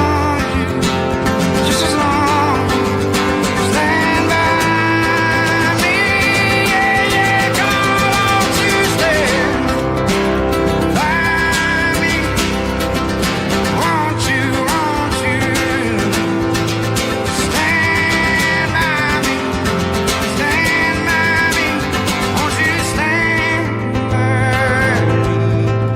yeah, yeah, yeah.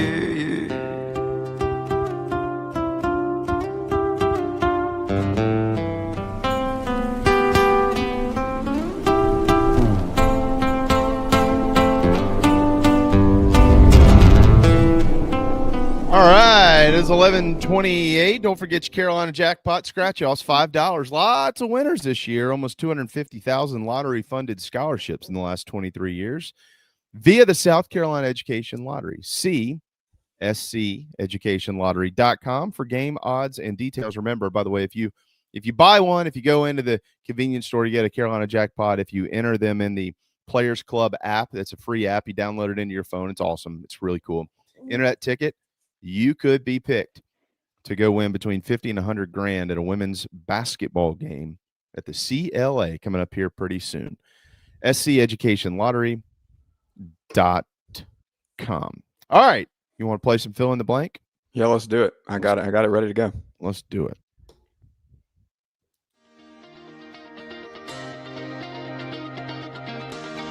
It's time for Fill in the Blank on Inside the Gamecocks, the morning show, presented by Gamecock Traditions. Visit GamecockTraditions.com and have your Gamecock gear sent to your doorstep today. Part of the Chief Sports Network. Mm-hmm.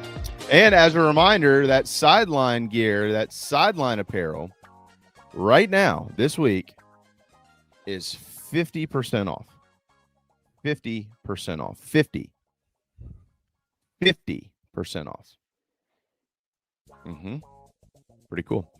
Carolina last night, Michi Johnson. If you saw the open of our program, you were able to relive the magic of Michi.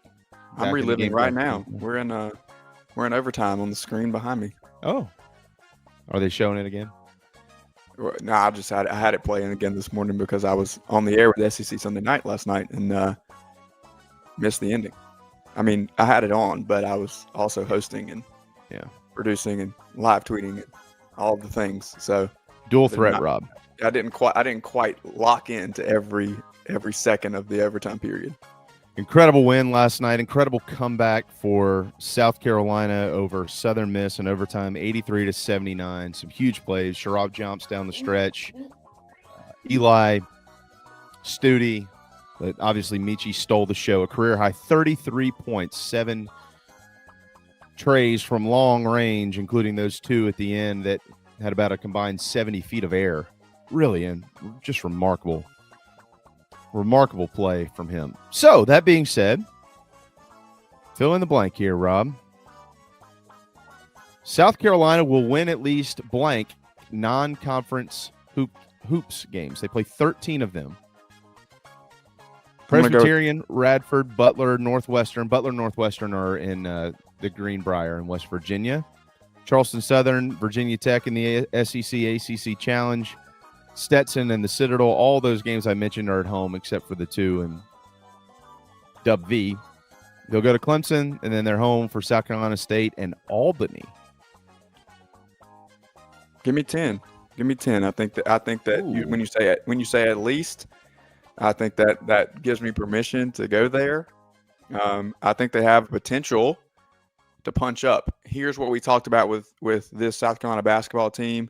As I'm currently once again watching it occur, you just referenced it over and over. This is live by the 3, die by the 3. And they're going to continue to grow. They're going to continue to learn. They're going to continue to slash more intentionally, I think, to try to get the ball into the paint and make something happen. But we've already established, I think, in 1 exhibition and 2 regular season games here in the non-conference that this team wants to, can, and should be expected to shoot the 3 as their primary offensive scoring threat. So there's going to be a couple in there where you're going to get a defensive matchup that doesn't fit well, and you're going to go cold at some point. That's just how it works. You know the crazy thing about what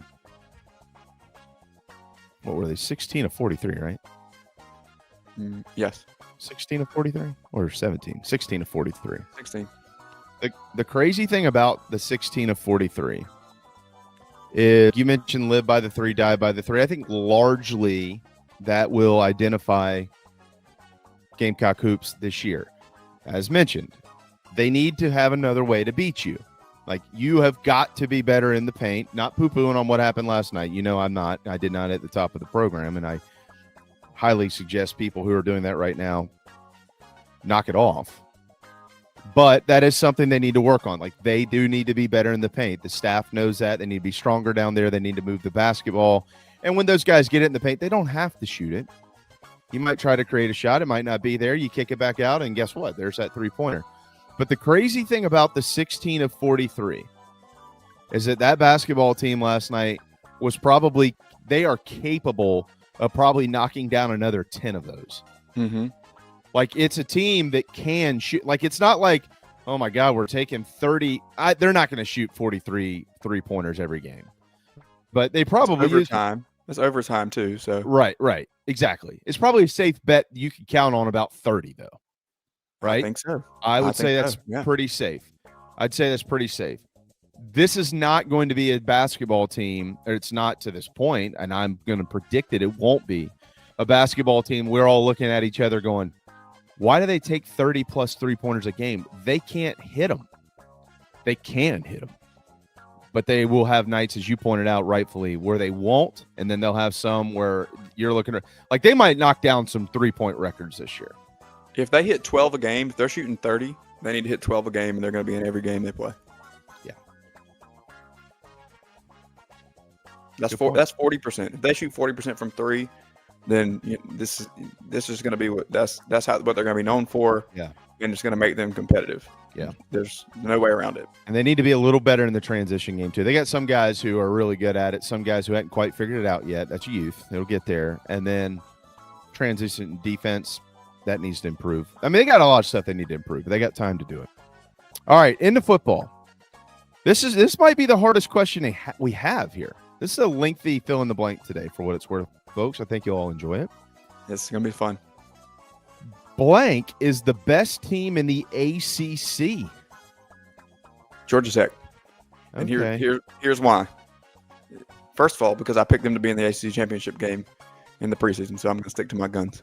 But I think that when it comes to consistency, we have seen them play the same way, the same type of game week in and week out. We don't know what's happening with Chandler Morris in Charlottesville, so I'm not sold on Virginia being able to compete moving forward. If he's not back, then I don't think they have a shot. It's over. Yeah. I'm concerned about Louisville now. I was not. And I don't typically count out Brom, and I think that team has a lot of potential. Here's the other one that comes into play, right? What about Miami? But at the end of the day, I think that the combination of Cristobal and Carson Beck, it has all the makings of being the best team, not only in that conference, but top 4 or 5 team in the country. But they just seem to cough it up in these high pressure moments. I don't. It's unbelievable. It's unbelievable. I worked with 25 years of that. Yeah, exactly. The managing editor at Last Word on College Football, Tony Siracusa, coined the term Coach Instacart on another show. Cristobal can put the ingredients together. He will bring them to you, but he cannot cook the meal. So they have a talented roster, but they can't get it done. I think that Haynes King will Georgia Tech to an ACC championship and make their way into the playoff. I think the best team in the ACC, regardless of what the record shows, is Miami. They're the most talented team in the ACC, but they're going to need some help, obviously, to get into the ACC championship game. If Miami wins out, they'll finish at 10-2, and their best victory would have been their first one, Notre Dame, as long as they don't fall apart down the stretch here, which they got. Pittsburgh's listening. They're going, hey, game day's coming to town. And Miami goes to Pitt to finish the year. But between that, NC State at Virginia Tech, those are games that you would think that they would win. Of course, they'll turn around and lose to North Carolina State at home this weekend. NC State has beaten Virginia and Georgia Tech, right? Dave Doran, man. So who's to say that he can't get Miami too? Yeah. That Virginia game, remember, that didn't count in the standings. That's correct. Conference, non-conference thing. Correct. I'm gonna go with Miami's the best team, but I don't know that they win the ACC championship game, and then that leaves a whole other question. What do we do with Miami at the end of the year if they're sitting there at 2 losses and say you got an SEC team like, I don't know, Texas, that has 3 losses, which, speaking of, that's where we'll go next. Blank is the best team in the SEC. We've been talking about them all day. It's Texas A&M. In fact, I made this statement multiple times last night. We posted it on X. I don't just think Texas A&M is the best team in the SEC. I think Texas A&M is the best team in the country. I think regardless of the weak SEC schedule, their style of play and the way that they are continuing to pick up steam, this is the right time to be hot. Now, football is not necessarily like basketball and baseball where you just got to get hot at the right time, but you do need to be catching momentum at this time in the year. And I think that's Texas A&M for me. We can look at, we can make these arguments for Ohio State and Indiana all we want, but at the end of the day, I think that Texas A&M is the scariest team to me in all of college football. I think A&M has been the most consistent team in the SEC. Alabama, obviously, everybody's talking about the Tide. They should be talking about the Tide, but Alabama has found a way to play in ball games that they probably shouldn't be playing in. Like when they play a big time opponent, I don't know, Georgia and Athens, or Tennessee or whomever it may be. Oh, we need to put our foot on the gas today. Okay. Their last two games against Carolina and LSU are a little concerning. The Gamecocks defense is a good defense. LSU's defense is a good defense. Alabama, by the way, they have a pretty good defense themselves. But it has felt inconsistent on the offensive side of the football, regardless of who the team has been on the other side. To me, is a little bit worrisome for the Tide. Now, those two defenses are good. Oklahoma's is really freaking good. And the Sooners are going to be in Tuscaloosa this weekend. We're going to talk about that here in just a second. But it's a really good team, and they're on the radar. So does Alabama show up and play Alabama football? If they do, they'll win the game, and they'll win it just fine. I don't know, but I'm with you. I'm going with A&M just because I think they've been the most consistent team throughout the season. Yep. Who they are. All right. Blank is the best team in the Big Ten. I think it's go ahead. Hold on. How much value do you put on that remarkable comeback win for Indiana at Penn State? How much value do I put on the fact that they had to come back to beat Penn State versus what Ohio State just did to them a week ago? Or not as much as you would think based on what the answer is that I'm about to give, but I do think Ohio State is the best team in the Big Ten because I think they're the most complete team. I think Fernando Mendoza is playing like the best player. And I think that the magic that exists with Indiana and the difficulty of stopping this offense and the belief and the momentum is on the side of the Hoosiers. But if I'm looking at a complete team and I'm placing my confidence in somebody, it's going to be Ohio State, because I think that Julian Sayin is not far behind in terms of quarterback play. You know, I write a Heisman article each week, and just kind of looking at these guys that are at the top of the odds, it's coming down to neck and neck between those two, it appears. The thing about Ohio State is that they have just insane ability at the skill position, and Indiana showed that they have that as well. But if I'm going to just throw the ball up, I'm going with those receivers that Brian Hartline has on the shoe over what's happening in Bloomington. But on the other side of the ball, the defense says a lot to me as well. Indiana's defense has been good, but Ohio State's defense is to your point about Texas A&M, Ohio State's defense has just been consistent for me. Nobody's really done a ton. They're incredible. Nobody's done a ton. They have most people smothered. Yeah, I think it's a, you know, I think there's a fraction of people who just are quick to rattle off Ohio State when you ask that question. Who's better, Indiana or Ohio State? Oh, Ohio State, head and shoulders. I don't believe that.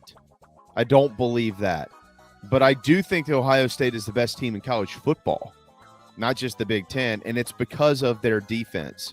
Their offense is really, really good too. And it's almost like they kind of toy around, and then they kind of click in, and it's like, okay, this is over because nobody can score against them. Yep. I just, there's not a lot of points to be had against the Ohio State defense at all. I think they give up like 6 or 7 points per game on the season. It's really incredible. I'm taking Ohio State because of their defense. I am interested to see what that matchup looks like between those two teams, though, if we inevitably get it in the Big Ten championship game. What can Cignetti cook up against that defense? How many points is he going to be able to manufacture with Mendoza and company?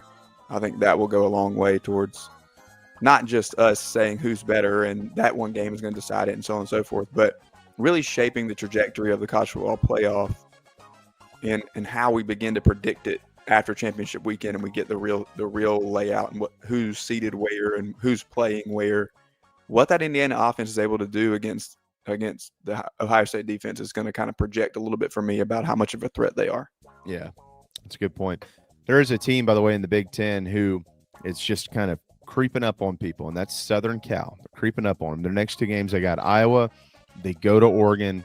And then of course they finish with UCLA, who all of a sudden has 3 wins in the Big Ten. I think that this will be pretty quick, but I put it on here because I put all the leagues on here. Yep. Blank is the best team in the Big 12. Texas Tech. If you weren't with us last night, go back and watch SEC Sunday Night. We had our friend Andrew McCleary, who covers Texas Tech and the Big 12 as a whole, on to kind of break down what that matchup is going to look like if indeed it is Texas Tech getting into the college football playoff. What are the odds of other teams kind of sneaking in? Can they be a 2-bid league? What are the scenarios?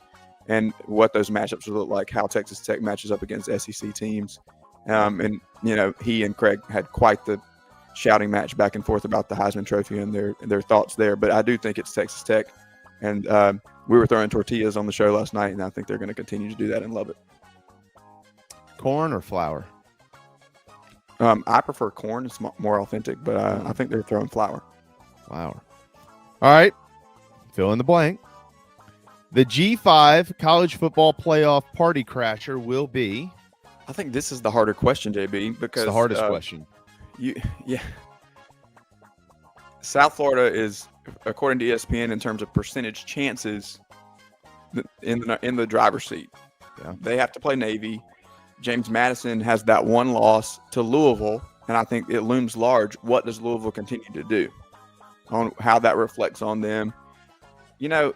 I'm going to take a stab here, and I want to go with North Texas. And I think maybe that's a little bit of that's more of a heart pick than a head pick. I'll admit that here. But I love what they do. I love Mestemaker at quarterback. I love the ability to adjust and score. And they have a legitimate shot. They've lost one game to USF. I think the bigger question for me is not who's the G5 party crasher, is can we lock it in that it's going to come out of the American? It's close. Woo. There are 3 teams in college football this year that have scored 400 points or more. Can you name them? Ooh. We've already talked about 2 of them. Given the setup, it's going to be one of these G5 teams, right? Is North Texas one of them? They've got one of the biggest offenses that we've seen. North Texas. Who are the other 2? Power 5 programs. Power 4 programs. We've already discussed them. Ohio State? No. Wow. The most, over 400 points. Yeah, this team scored the most points in college football. They are in the Big Ten. That should narrow it down. So, Indiana? 445. They scored 118. Ohio State has this year. But Ohio State's given up 65 points all season. The other? Come on. I'm racking my brain here. Are we coming out of the SEC now? Come on. Are you teeing me up? Texas Tech. Oh, yeah. I wasn't looking at you. Sorry. I was on another window. I see your guns now. Yeah, Texas Tech. Yeah, Texas Tech. All right. Who'd you go with? You went with North Texas? I went with North Texas. I don't want to answer this question. I don't know how to answer it. I'm assuming it comes out of the American. I don't know. It's going to be weird. What if they don't rank one? Well, they rank them until they get. I know, but that's just going to stick in people's craw. It's just going to get more and more difficult if we have to go past 25 to find them. There's a good chance that happens. I know. They rank the conference champions post top 25, and the highest one gets in. And then we'll have another adjustment in the offseason because of that. I'm going to go with South Florida. Okay. This weekend in the SEC, who has a better chance of winning on the road, Texas or Oklahoma? For those wondering, Oklahoma is at Alabama, Texas at Georgia. I'm going Texas on this. I think that they're the better football team. We have talked ad nauseum that Texas' weakness is their offensive line, but we had Jonathan Williams on a couple weeks ago to talk, and he broke down a couple of weaknesses on the part of this Georgia football team, which strangely are on the defensive side of the football. They're lacking depth at safety. They've got some injuries. The safety play is not great, so look for Art try to exploit that. But they don't have a go-to pass rusher in Athens. They don't have the guy that's going to come in. He's your specialist. Is going to get somebody on the ground. And so Kirby's going to have to scheme it up. But this defense has had its moments where it hasn't looked like a Kirby Smart defense over the course of this season. And I think Sark looks to exploit that. I just don't know on the other side of it. I think that Alabama, like you said, may struggle a little bit against this Oklahoma defense to begin with. But I think that Alabama's got too much for the Sooners. I'm agree with you. Arch has played better, and he has to continue to play very, very well. And that's what I think it'll come down to this weekend is which quarterback is better. Is it Arch Manning or is it Gunnar Stockton? Gunnar Stockton. Yeah. But I'm with you. Whoever loses, Oklahoma or Texas, will have 3 losses. Does that mean that they're out of the college football playoff? Yes. It does? Okay. I think so. I don't know that I totally agree with that. I think there's still a long ways to go.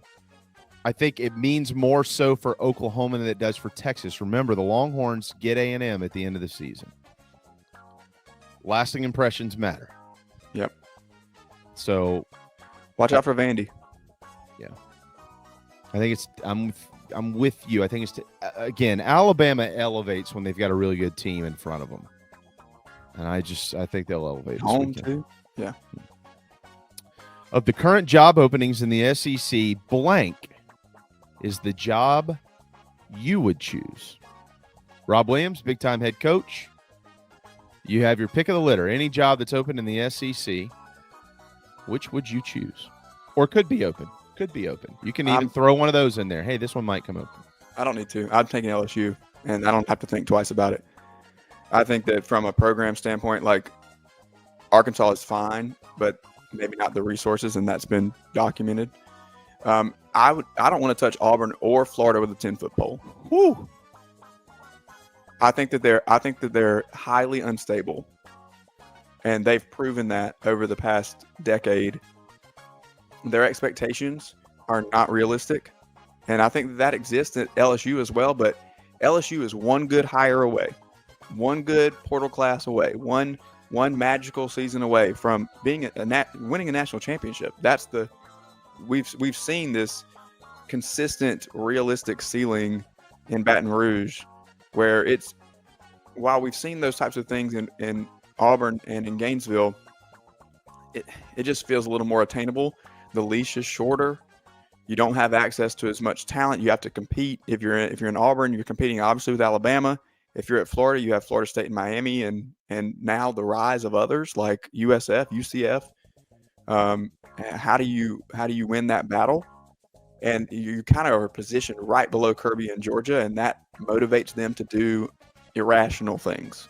Okay. I've stood on the table and screamed, "You should have never fired Dan Mullen," more times than I can count, and that will always just kind of scare me away from what's happening there. It feels like there's a dark cloud over those two programs until somebody comes in and blows it out of the way and becomes the sunshine that both of those programs need. LSU is just like one move away. Now it's chaotic as all get out, and maybe a little toxic, but you can win there a lot more easily.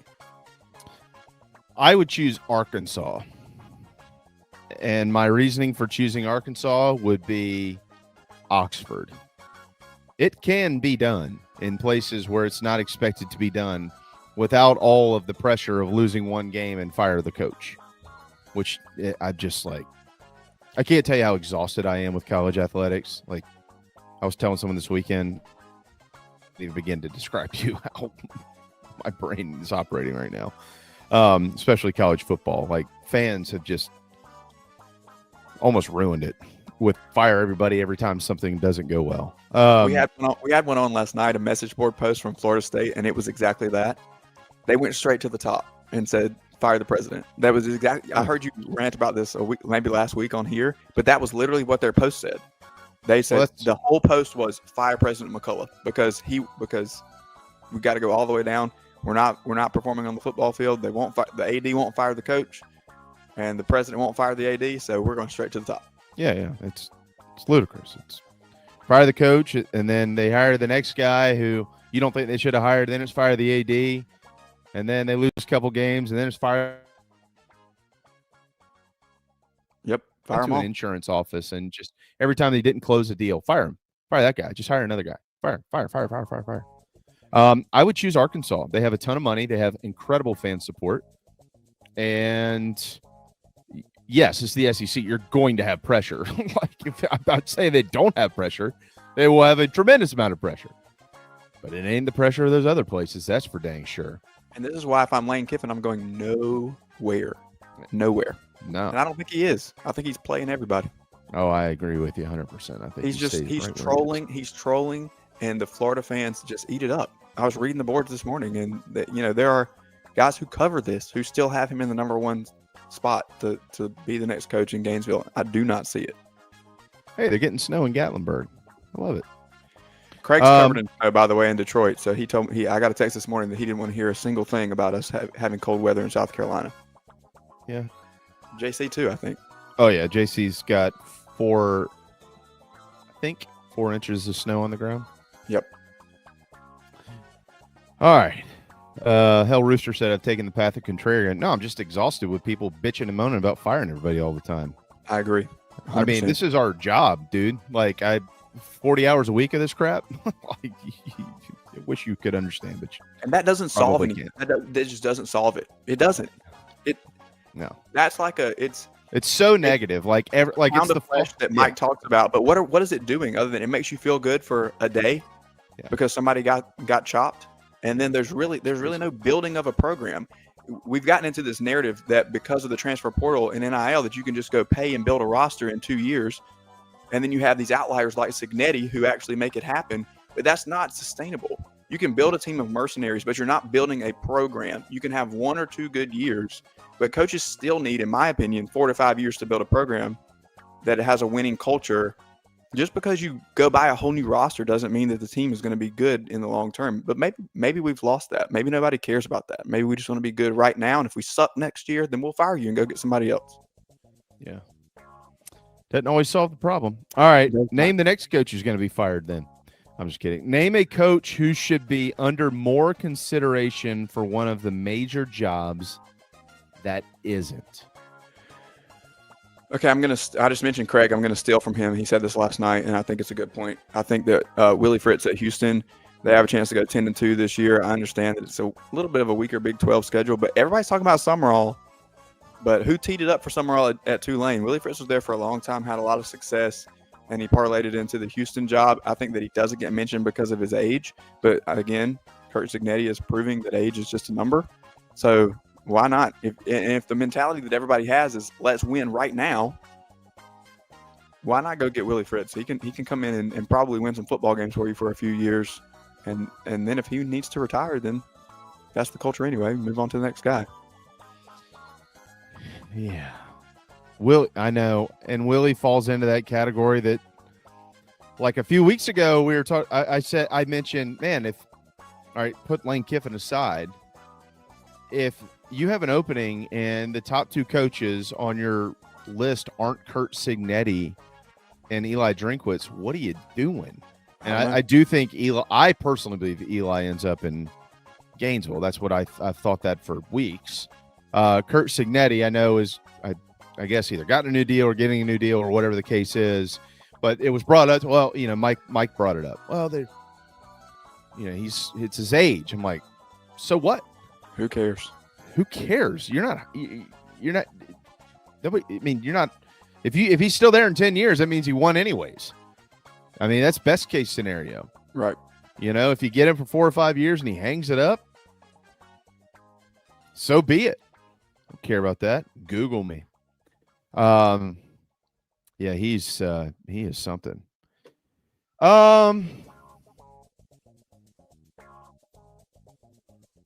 Thought a lot about this morning, and there wasn't there's always somebody that comes out of nowhere. You know what I mean? It's like, oh wow, yeah, that guy's pretty good. But I didn't. Like I feel like there's also like, and that's usually from a younger level, right? Or a lower level, like G5 or something like that.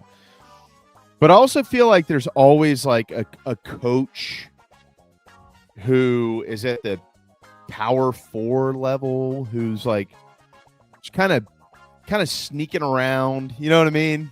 Like Yeah. you kind of like Yeah, you had I just named one. Who? Willie Fritz. Yeah. No, I mean like who's talking like about Houston? Huh? Who's talking about Houston?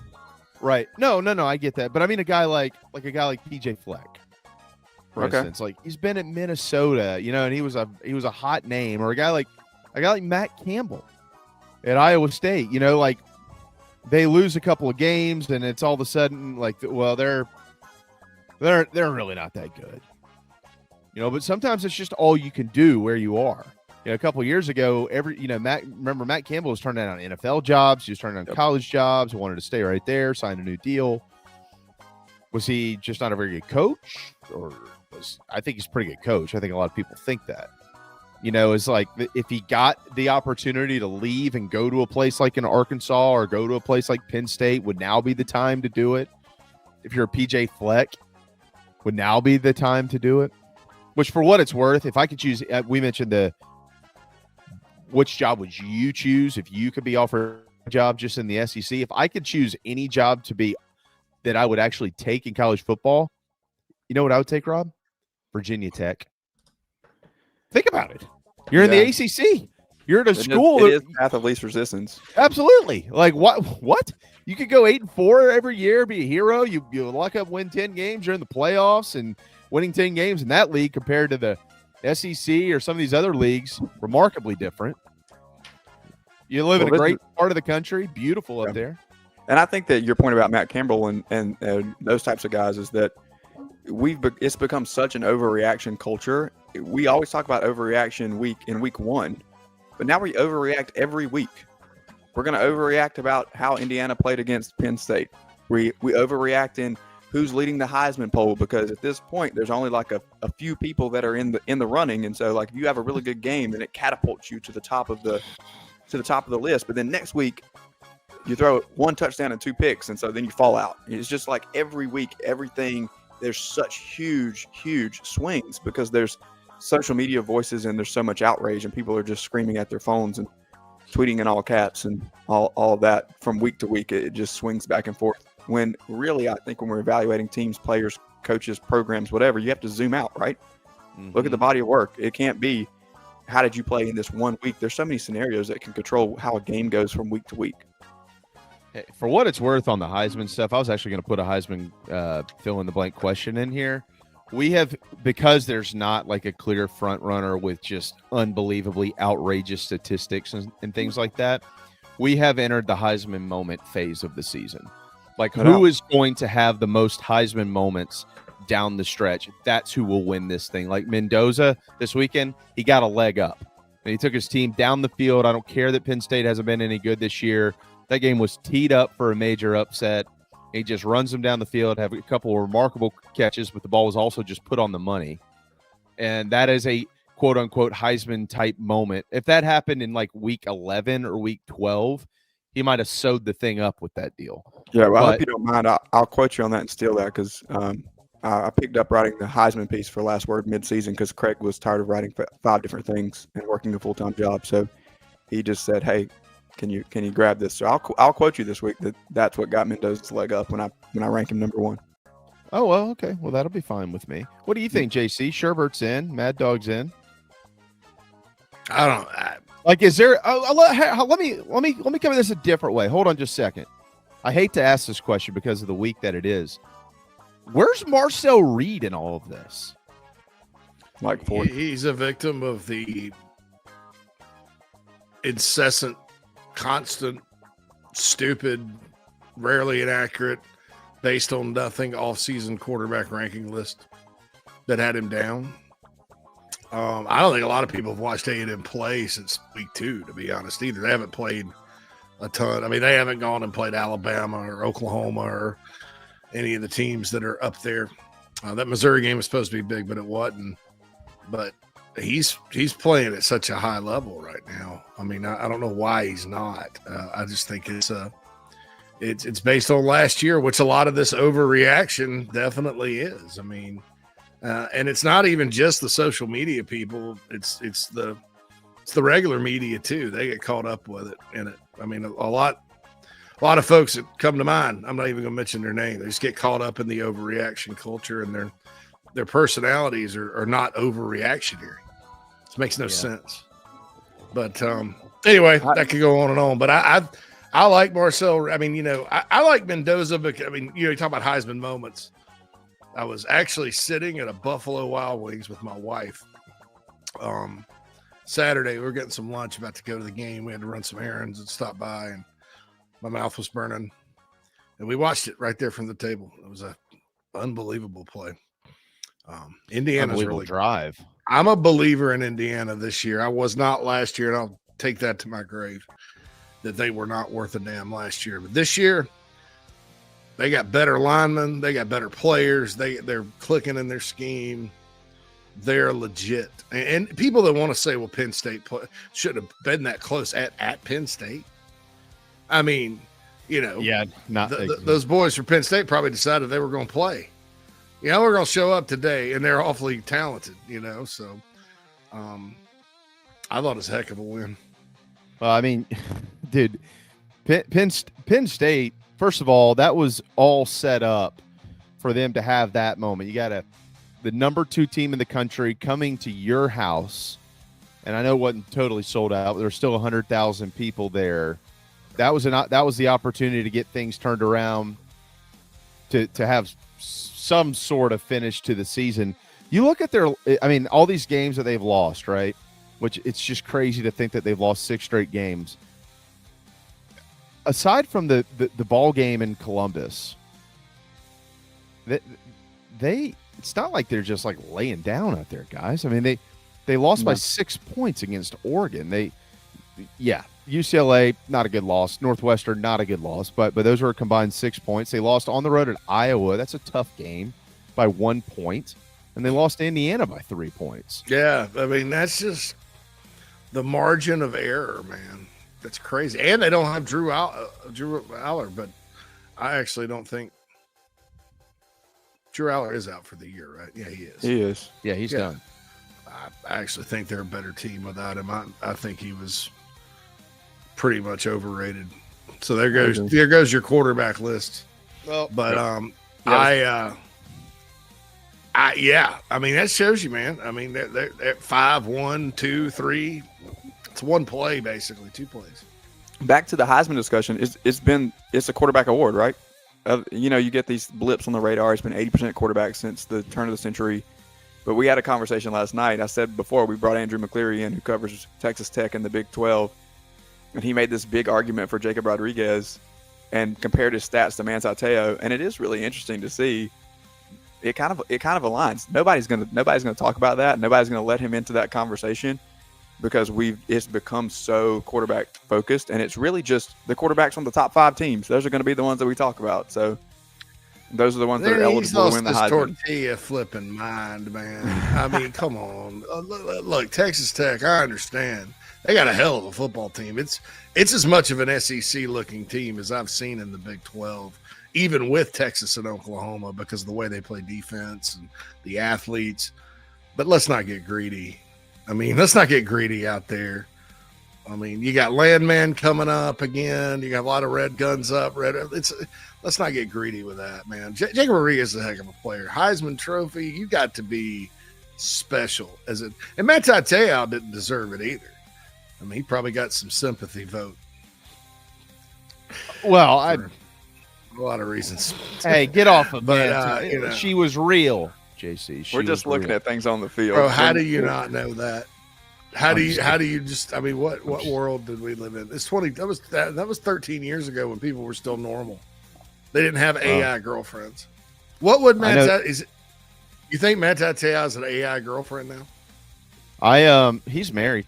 I heard a story the other day of. Is she real? I'm not going to get into the whole deal, but I heard a story the other day of somebody that I know who knows somebody who's older, who is dating somebody online and showed the picture of whom that person was dating, and it was Katy Perry. Now that's different. That's sad. That's Well, not he's a Notre Dame football player that can get any girl he wants. That's an older gentleman. Oh, I know. I'm just telling the story. I'm not equating the two. They're totally different. Oh, but I'm just good. saying, yeah, this gentleman thinks he's dating Katy Perry. Is he happy? Well, I don't think he's going to be very happy when he shows up at the airport to pick her up in a couple of weeks, like he mentioned. Oh, okay. Well, I didn't realize there was a meetup already set. Yeah, No, we got to meet. Yeah, he's going to be happy till then. International. Just keep it virtual. It'll be okay. I think it's probably. I mean, you can just turn her off. I don't even know that I'd want to date Katy Perry. I think she's nuts. Yeah, I don't think she's an adventure. Her skin. She's had this pale skin. I don't know. I'm not going to get into her looks. I mean, let's not degrade people. I'm just saying. I think she's crazy. So more people think she's hot than not. I'm just being judgmental. Is that a new game? The teenage dream music video was quite a work of art. Yeah, if you haven't seen it, I'm just saying, go back and watch it. You know, it was a work of art is when she was on College Game Day. You know, it wasn't a work of art. Florida. We didn't get a chance to talk about the Gators much today. Woo! I was told by someone who used to coached at Florida once upon a time. It's just a lot of Carolina coaches used to coach there. You won't figure out who it is. Told me straight up, those guys, Florida kids, quit. They will quit. Then they pointed at this game where they went out to Arkansas late in the year. I think McElwain was there, and they just cold. They didn't want to play. They just quit. They quit at Kentucky. I mean, there was no. You can't get beat.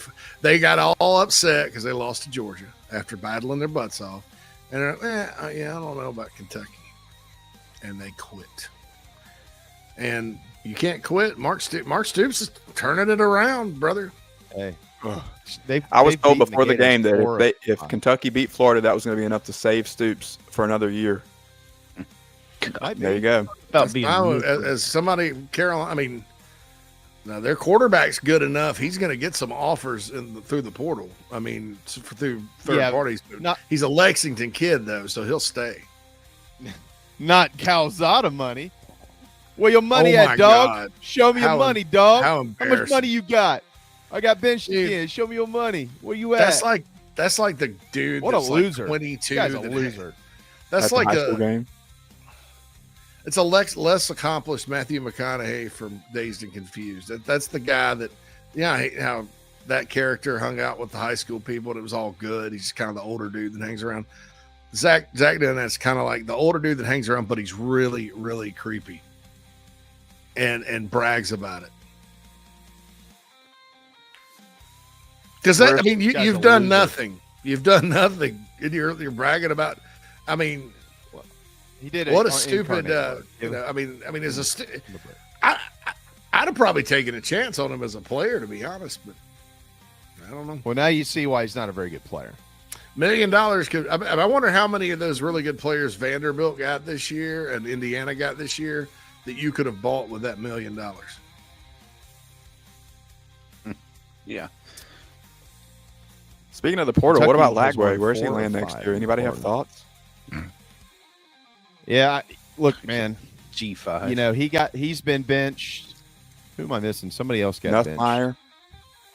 Nussmeier got benched. That was stupid. Yeah. They see, unlike Auburn that promoted a guy that knows what he's doing. This guy from Florida State, Atkins, that LSU promoted, he was terrible at Florida State last year. He's one of these coaches that everybody hypes up because he knows people. And you hand the play calling over to him, and that's what you're going to get. Nussmeier was 10 for 11 when he went out of the game. I was told before the game that he was going to get pulled, so it was predetermined. It appeared. Brilliant, genius move. He ain't no Meechie Johnson, that's for sure. Clutch. Meechie Johnson. All right, Rob. Well done, my friend. Good work. Yeah, good job, Rob. Solid. Yeah, man. See how that Everybody rhymes, JC? I was just made to do a good job. Good job, Rob. Good job, Rob. Everybody get outside and enjoy the crisp, cool, very cool fall weather today. This is beautiful. This is fantastic. Put up your Christmas lights or something. Stretch the brain. Take in the cool air. Enjoy your children. Enjoy life, JC. Enjoy life up there in the snow and wind. Snow and wind today. It's not. It's just cold northern wind coming in, Phil. That's right. That November. Zach Brown nailed it. Old JC's stuck in colder weather. We'll see you next May, JC. Poor guy. All right, gonna go hibernate. That's right. See y'all tomorrow. See you, boys.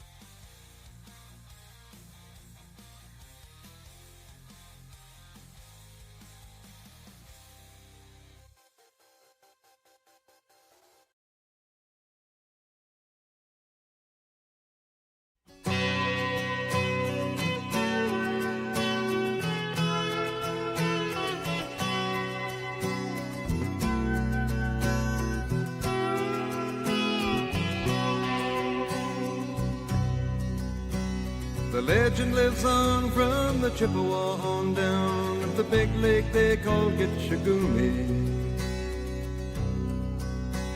The lake, it is said, never gives up her dead when the skies of November turn gloomy. With a load of iron ore, 26,000 tons more than the Edmund Fitzgerald weighed empty. That good ship and true was a bone to be chewed when the gales of November came early. The ship was the pride of the American side, coming back from some mill in Wisconsin. As the big freighters go, it was bigger than most, with a crew and good captain well seasoned, concluding some terms with a couple of steel firms when they left fully loaded for Cleveland. Then later that night when the ship's bell rang, could it be the north wind they'd been feeling?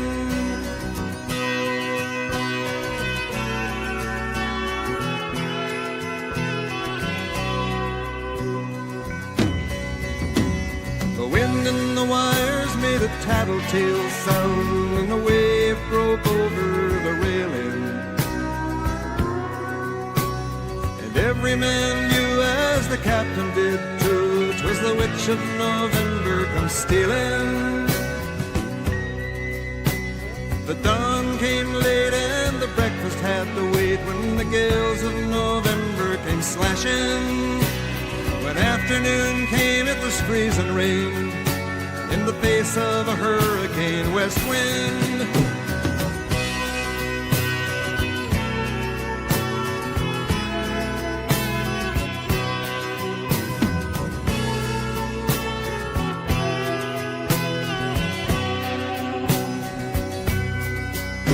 When supper time came, the old cook came on deck saying, "Fellas, it's too rough to feed you." At 7 p.m. a main hatchway caved in. He said, "Fellas, it's been good to know you." The captain wired in, he had water coming in, and the good ship and crew was in peril. And later that night when his lights went out of sight, came the wreck of the Edmund Fitzgerald.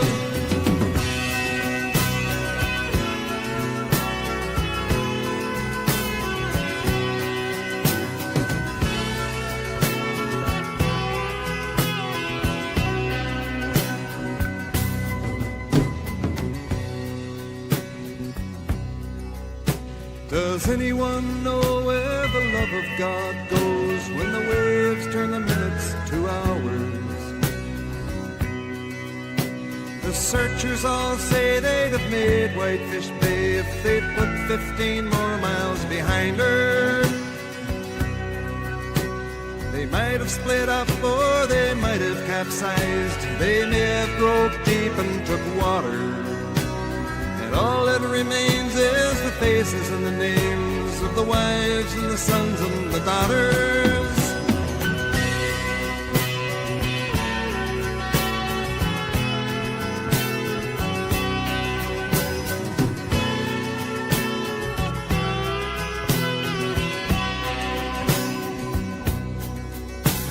Lake Huron rolls, Superior sings in the rooms of her ice water mansion.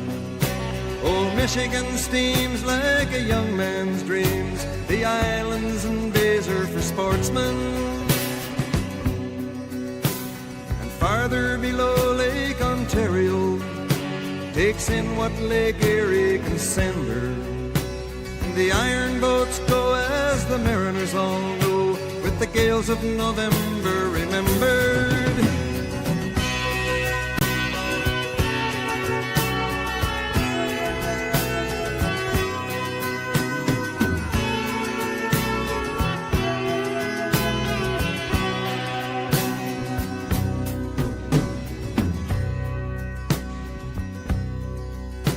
In a musty old hall in Detroit, they prayed in the Maritime Sailors' Cathedral. The church bell chimed till it rang 29 times for each man on the Edmund Fitzgerald.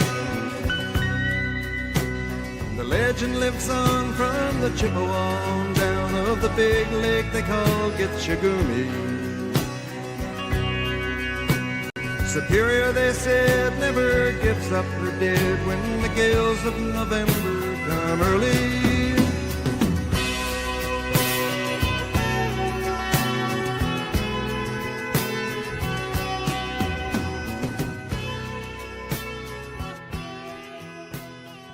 Yes, today we remember the Edmund Fitzgerald. 50 years to the day, JC, that we lost. That the Edmund Fitzgerald went down. 29 brave souls lost their life November 10th, 1975. They were 15 minutes away from being able to save themselves. And it's just that, just a hair's breadth, right there on. It's a heck of a song, man. I've been digging in to it, and I've learned, because I started, it was about 2 weeks ago. It's popular in the Midwest, obviously, because you're around the Great Lakes. A lot of people know about it around here. Like, people go as the Edmund Fitzgerald for Halloween and stuff. But it's it's just one of those things where I didn't really understand it. I got up here, started looking at it, and apparently a lot of people, even in the South, know about it. A lot of people don't. So I started digging in, and it's interesting because Lake Superior, which is for those that don't know the Great Lakes, it's the big lake up on the northern border with Minnesota and Wisconsin and Canada. And so it's a shipping route. This is an iron ore ship. But Lake Superior, if you look, Phil, at live cams and stuff like that, it is rougher than like it looks like the beach, like the coast of South Carolina when hurricanes coming all winter long, dude. Certain storms, it looks like the damn North Sea up there, 30 feet, 30-foot waves. And I mean, it was just unbelievable. It's an unbelievable place. I would not swim in Lake Superior. It's very dangerous. The Great Lakes are probably more dangerous. We think of lakes down in South Carolina, and it's not. Lake Murray's not, but these are like little miniature freshwater oceans. I mean, they have waves and strong undertows. Arguably, they're worse, but it was a tragic situation. The thing about it is, what's so eerie about it is they don't know what happened. They haven't really explored it enough to investigate, because all the mariners are at the bottom of the ocean and undisturbed, and there were like 600 shipwrecks in Lake Superior is filled with shipwrecks. Since that day, there have been none. 50 years, none. Like, this used to be a frequent occurrence. Yeah, Superior bloodlust has apparently been satisfied. Yes, so it's so I dug into it. It's interesting because somebody was talking, because it's also 1110, and for those that don't know, 1110 was the kind of the code name the BigSpur.com gave to the the project around the stadium. 1110 project. Called the 1110 project. So happy 1110 day. And there were some responses about, well, I'm Edmund Fitzgerald, and then one guy said, if your girl doesn't know what time the second hatch caved in, you need a new girl. And so I explained, my wife is from a stone's throw from Lake Michigan. And people know about it around here some, but it's more of a Wisconsin and Michigan thing, just to be out of Ohio thing. So my wife grew up a stone's throw from Lake Michigan, and I've had to explain it to her the last 3 years. I think it's a very male-dominated thing. Like dudes like it. Right. And I think when you see it on social media, it's like there's guys sitting in their garage drinking beer, listening to this song, like contemplating. A lot of people are interested in shipwrecks and stuff. And Phil, congratulations to Phil. Or, he did a great job with that video. Phil put that one together for us. That one, I was like, all right, I'll take on this endeavor. And I'm like, oh, and then I forgot this was a 6-minute 5 minute and some change. Yeah, I was like, okay, sure, Phil. Yeah, right. You knock that out, buddy. Yeah, go right ahead. I'm like, hold on. What do I need? I figured it out pretty quick. I was just like, all right. Fortunately, I had a good grasp on the lyrics. So I knew what was coming there. I'm like, all right. It was excellent. That was fun. I had a good time. Although I have listened to that song more in the last 24 hours than I probably have my entire life combined. Yeah, but it's a good one.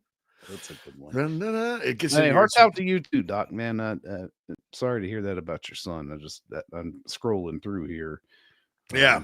The next thing I was about Hmm. to say, Doc, I'm so sorry that happened. I know it's tough on an anniversary and parents' worst nightmare, man. It's tough. Yeah, it's not.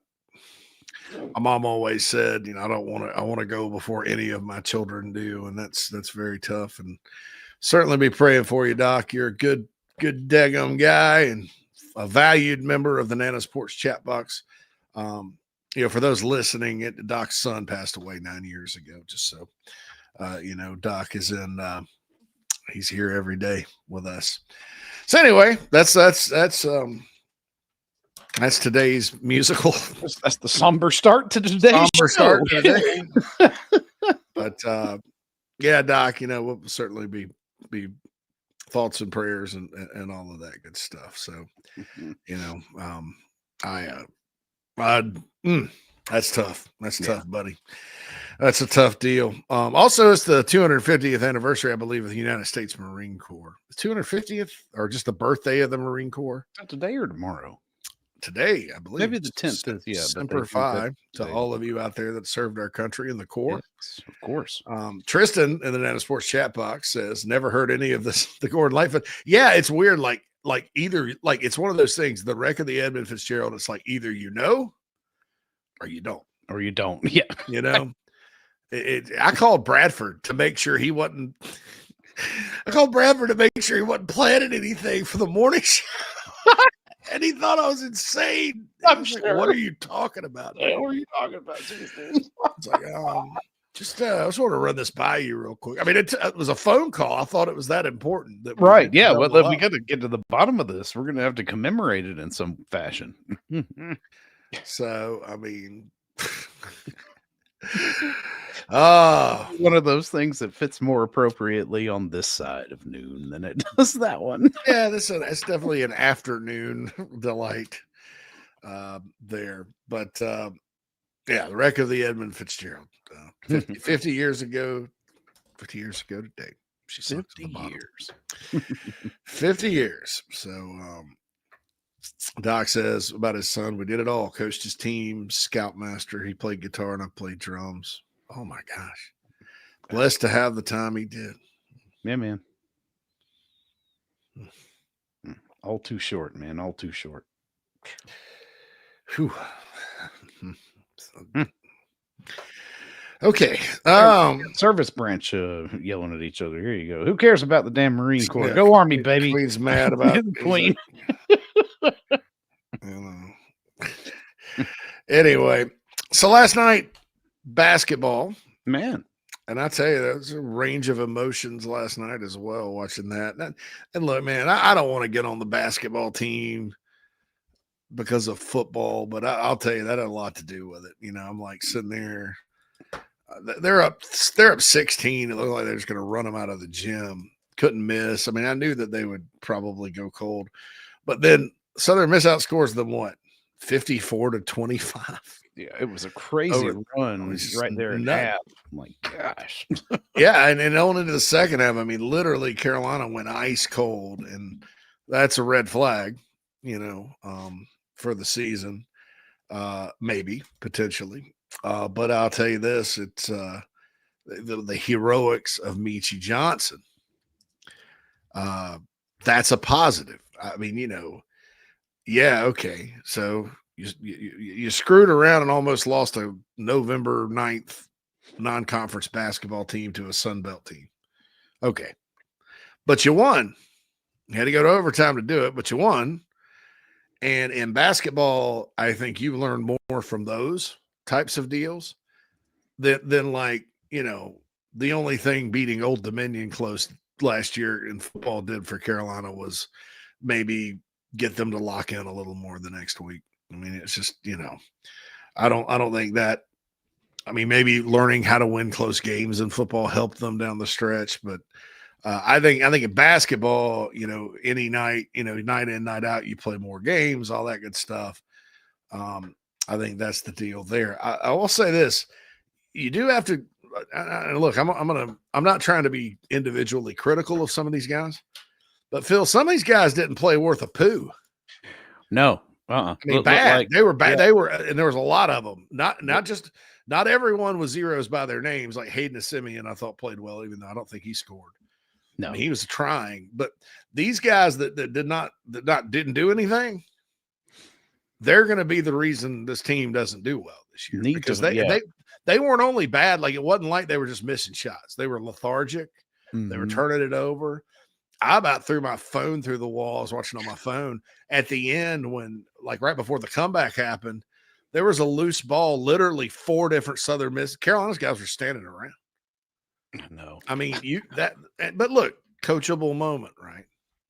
Yeah. And I think sometimes when you have a new team with a lot of new players, maybe they're kind of looking at, they don't want, you know, they're looking at each other going, well, I don't know. But there were some guys last night that played very well.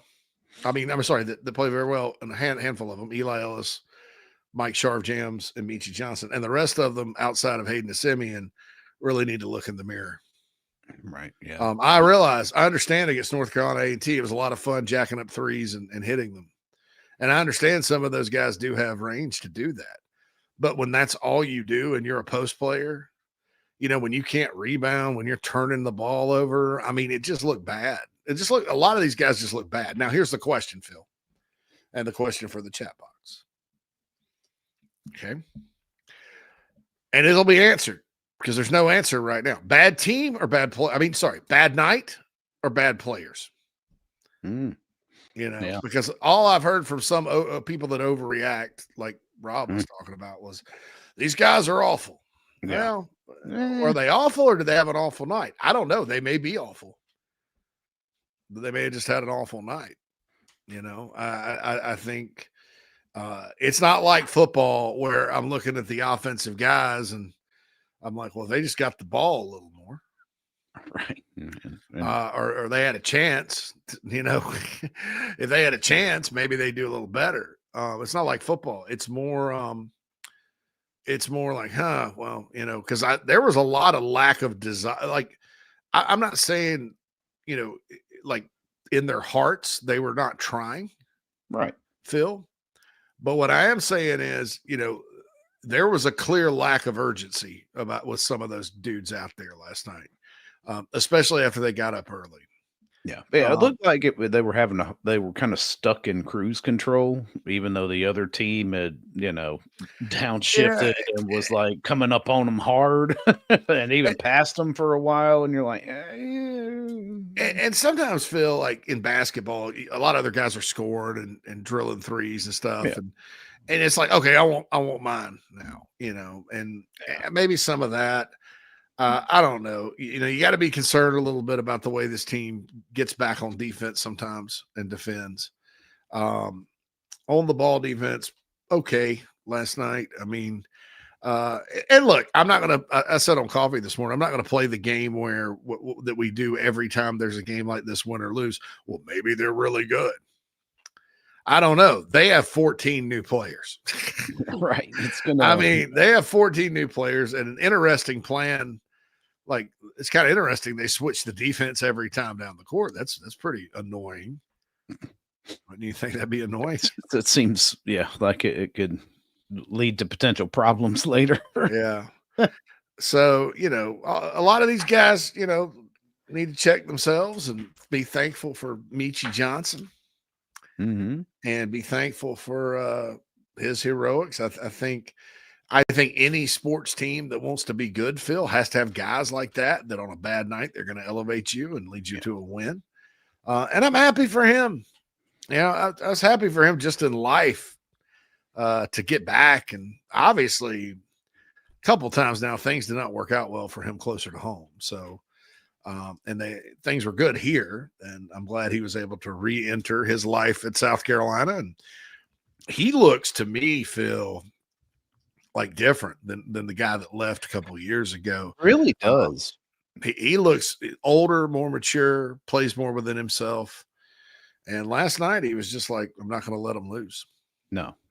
And you need that. You're right. I mean, that's what a superstar does, right? I mean, I'm not saying Michi Johnson's a huge NBA superstar future, but when it comes to leadership and consistency, and you see it across all sports. I mean, a lot of people look at quarterbacks and things like that in football to do the exact same thing. It was like when your team's having an off day, sometimes you got to strap everybody on your back and just roll. And fortunately, Michi has that ability in him and was able to do it with a consistency that got you into overtime and then kind of through the hump. But yeah, it's game 2. So hopefully this is a very teachable moments kind of game is what I'm assuming is how this kind of plays out. Cause it does seem like the sum of this team's parts could be a little greater than what it looks like if you're just running down the roster names. But yeah, it was a real gut check moment early, which is good. Cause I mean, and I was thinking it during the game and I've seen it all over the place. It was like last year's team loses this game by double digits. Like just throws in the towel, gives up. And I think that's one thing that we could take heart in is that no, this team had not only the wherewithal, but also the talent to be able to rally. I mean, even Eli Ellis at the end of towards the end of overtime, nailing those two to put them up 4, right? Just boom, boom, clutch.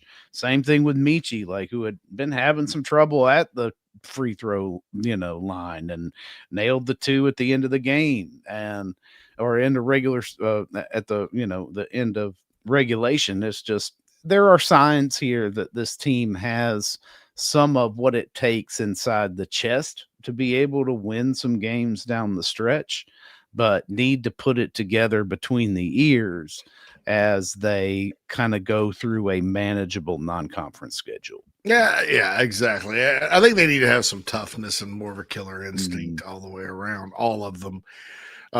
Just like last night. I mean, so they shot 43 3-pointers. Now, 27 of those came from Sharp Jams, Michi Johnson, who was 7 for 14, and Eli Ellis 3 for 6. The rest of these dudes 3 for 16. Maybe stop shooting. I mean, and look, Paris ain't going to tell them that. Don't stop shooting. But it got really dicey, really sloppy. But like we always say, Phil, I mean, just can't keep doing it, Yeah. Or eventually you're going to lose. The good news is with these concerns, that's part of why there's a non-conference schedule that can get you ready for conference play. PC comes in Wednesday night, so you could turn right back around and get the bad if you have bad taste in your mouth, get your bad taste in your mouth out and go from there. PC Presbyterian beat East Tennessee State at home. They have a win over Bluefield. I don't know where that is. I think Virginia. And lost, but they lost to Navy first game of the season by 21 points. So we'll see what happens. PC challenged the Gamecocks last year. Last year, Carolina had a lot of these games against. I mean, it wasn't just daggum North Florida that beat it. When North Florida won the game, they had a lot of games against teams that really they should have blown out that they didn't. Right. And that was a sign of things to come. Hell Rooster down at Sports Chat Box says most of the shots were wide open. I wasn't really upset with a lot of the looks. Once you're not hitting, move closer to the hoop, draw a foul. Yeah, you're right. You're right, Bob. I didn't think now one thing I didn't say, I didn't think they were just throwing up a bunch of wild shots. They were just shooting from outside. Now, one of them or two of them did throw up a couple of contested fadeaway looking whatevers from the corner. Yeah, and I think a couple of them happened early in the shot clock too there, and I'm just like, and then I get it. And at least one of those guys, I don't know, he didn't have but one rebound all night. So I don't know, and we'll see about the post and the rebounding. Southern Miss did out rebound them. That's embarrassing, isn't it? But hey, there's some nights when you shoot. I mean, they shot 39% from just field goal percentage and 37% from three. I tell you this, 81% from the charity stripe, right? That's what shabby. you love. Yeah, oh yeah, not bad. How many times around here have we seen teams that can't hit the broadside of the barn from the charity stripe? Yeah, and I mean at clutch moments too, like high pressure situations. So that's the other side of it, is that it appears they're managing that, but you can't get out rebounded like that moving forward, right? That will burn your ass. I think on the Fab Five challenge, I think I nailed Eli Ellis's points. How many was 20? I think I said 20. I think you did say 20. I said 16, and then they went to overtime, and I was like, crap. He's going to go over. Yeah, he got right at 20. Something in my head said 20. So that's the deal there. Jay Frew said, got to have some dog in them. Yeah, I mean, I think the positive about Michi Johnson and Eli Ellis playing like they did last night is that's contagious. And as an older player on the team, Michi Johnson he's the team leader, right? And that's contagious, right? Yeah. And, and some of these big guys inside, they need to be a lot more physical, on the boards. And sometimes that's a mentality, right? To get in there and mix it up. And you gotta do it. Queen of the Cox, Nana Sports Chat Box. I'm hoping you don't have to go to the city much, JC. The Windy City can't seem to help keep itself off of the news. Well, where all the crap's going on is at a place right near the old Warsaw Polish buffet where the wife and I go have lunch sometimes. It's near the zoo. It's not even in the city. So I kind of stay away from, I don't go downtown much at all. Yeah. I mean, it's 30 minutes from here if there's no traffic. Best way to get there is to take the train. It's miles wise, though. It's only like 28 miles from downtown Chicago, but I'm happy in my little area. I do like it's called Inside the Loop. I do like going down there around the river and stuff, especially in the summertime, on the shores of Lake Michigan, where you can see the freighters out there, like the Edmund Fitzgerald film. So yeah, I mean those lakes might look small on the map compared to everything else, but they are like small, small freshwater seas. Oh, they are. Yeah, it's worse undertow than the ocean. It's you don't mess around with the lakes. Pimp says, how's that early Chicago snow? Yeah, it's earlier than like last year, man. And I did get a weather report today for Saturday. It's supposed to be back in the 60s. Most of the years I've been first year I was here, it snowed on Halloween. I was like, oh God. Most of the time the average temperature in November is 40, but we do have some fall like days. The fall up here is awesome. I mean, and then the spring is cruel. It's a cruel time. because there's no February golf. There's no March golf. There's no April, very little April outside time. It literally is cold, especially at night. Like May gets a little warmer, still 40 degrees at night. And then for some reason, Memorial Day is like they turn the heat on outside. And every year I've been, it's happened exactly because during the pandemic, I literally had a phone that had the date on it. Would have lost track of time because here I am in cold, like Midwest weather for the first time, Phil. And it's like, then there were no sports. Right. So it's April 15th day, watching the snow pile up on my truck. And I'm like, it's April 5th. I remember like April 15th, 2020. And dude, during that time, like I met my wife on April 15th, 2019. Right. Mm-hmm. So this was a year after I'd met her. I kind of moved up here pretty quick. And I remember you were at the same wedding I was. You remember how hot it was? 92 in Spartanburg. And that was like the first real hot month. And I'm sitting there going, I don't even know. And then there's no baseball to go, oh, it's baseball season. Yeah. Right. I was like, that was a bad time. Cruel Spring is a new Bananarama song, Clint says. Cruel Spring. Queen of the Cocks is moving to Kentucky in May. Yeah, Kentucky's a little cooler. Kentucky's like Tennessee. I lived in Tennessee. Tennessee's just a little bit cooler. Yeah. A little bit more snow than South Cac. And all that. Chaco, great to see the Gamecocks fight for that win. They would have lost that last year. Yeah, I know. I mean, look, man, there's not a single basketball team that goes through the non-con and it's like nobody ever scares them that probably shouldn't. The thing I'm saying is this, you just have to make sure some of these things that are problems, are fixed or really they're maybe not even problems, just a problem within the game. If you know what I mean by that, so, I mean, A&M got blown out at Oklahoma State, 87-63. They have a new coach.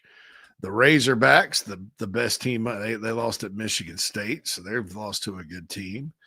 How about the defending national champion Gators? They've lost a game to a good team. I remember Arizona beat them.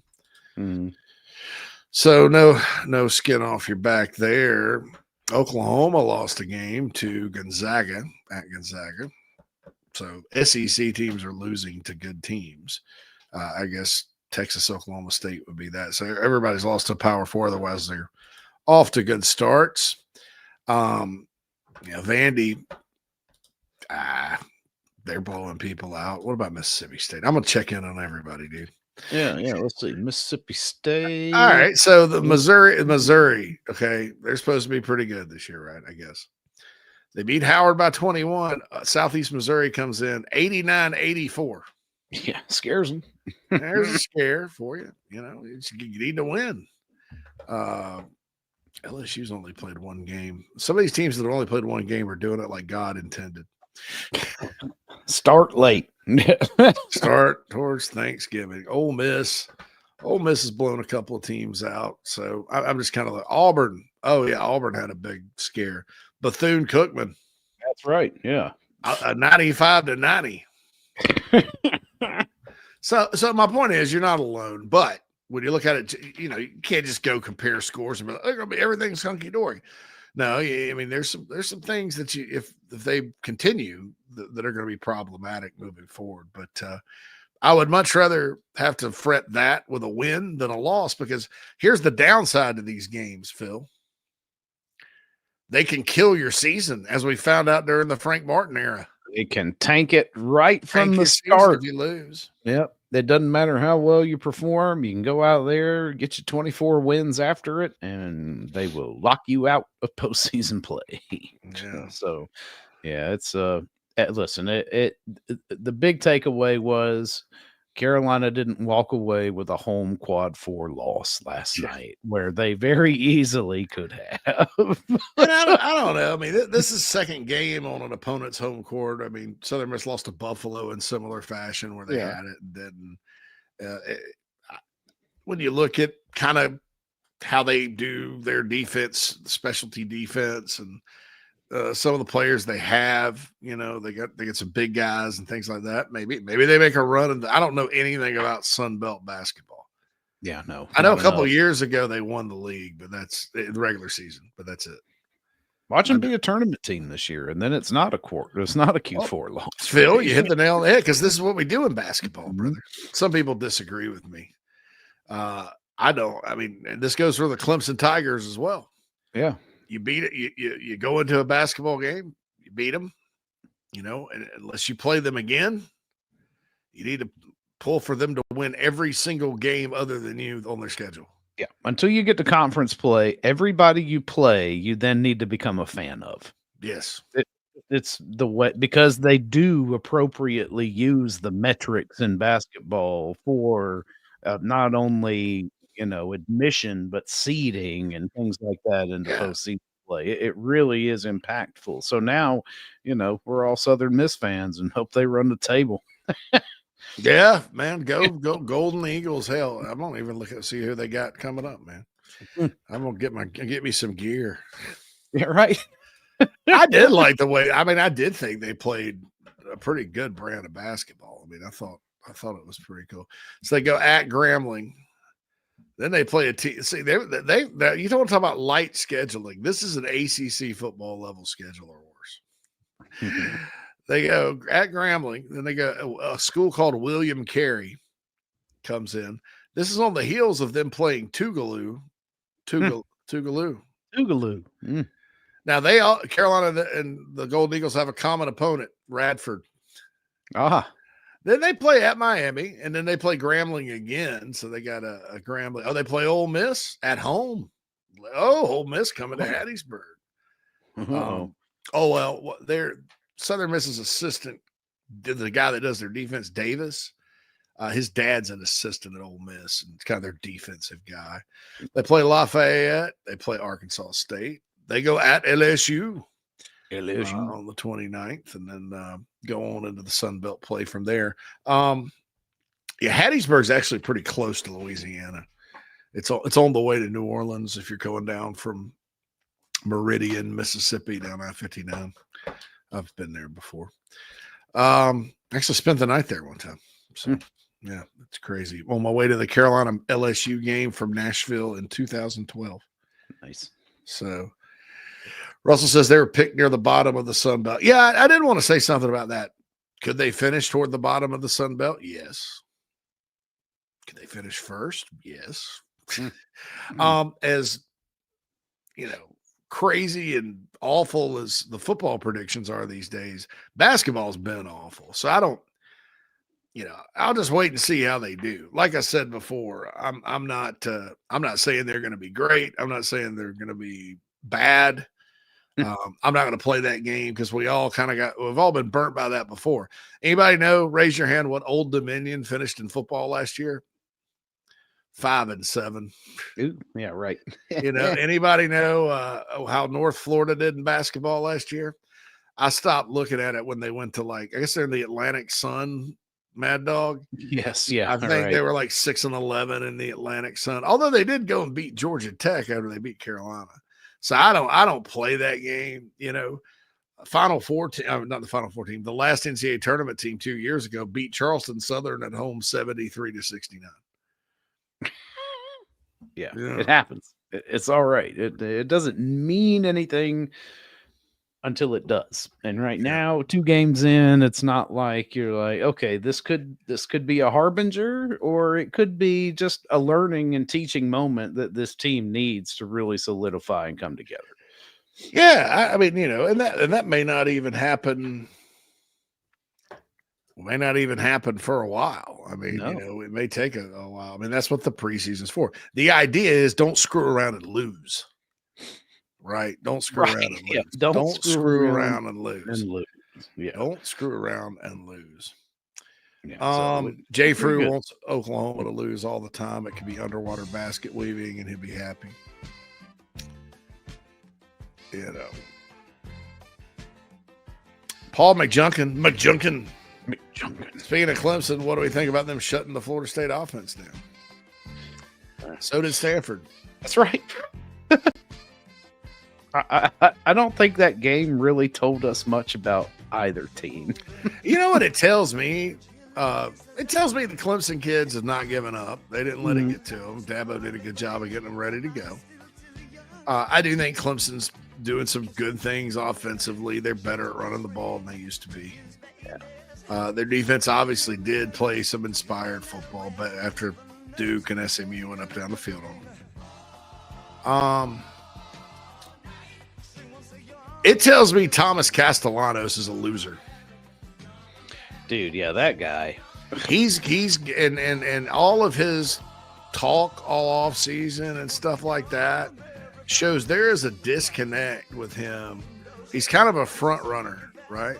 And I know his stats were probably look pretty good against Clemson at times, but the guy sat there and beat Florida State on Labor Day night last year. Little did we know, Florida State was 2-10, and then acted like he had won the national championship. Talked about dominating the ACC. I'm like, dude, you got benched. You got hurt, wouldn't go back in the game, and got benched, and then left your team in the middle of the year. I was willing to – I've always liked his skill set. I was willing to give him a shot in Malzahn's offense. It's like, go beat Alabama. He's talking all this noise. They destroy Monroe or whoever the hell they played. And Miami slapped him down to reality. Right. And Virginia, and they couldn't beat Virginia. That wasn't really on him. Florida State, you know, I mean, Castellanos does nothing good for them. Nothing good for them. And Clemson played a good game. You got to just give your hat tip to them. What does it mean for a couple of weeks? I think it means this. If South Carolina does not get some kind of offense going, Clemson's defense is perfectly capable of shutting down another bad offense. You know, that's just the bottom line. And that's the bottom line, Phil. That's all I have to say. Bottom line. Here's the bottom line. Yeah, Daryl said, Castellano said that guy was running wide open and the Clemson secondary kept missing him. Yeah. And then they dropped some. I mean, you know, Clemson kind of owns Florida State up at Clemson, too. I think they've only lost since the Bowden Bowl that Tommy saved his job in 2003.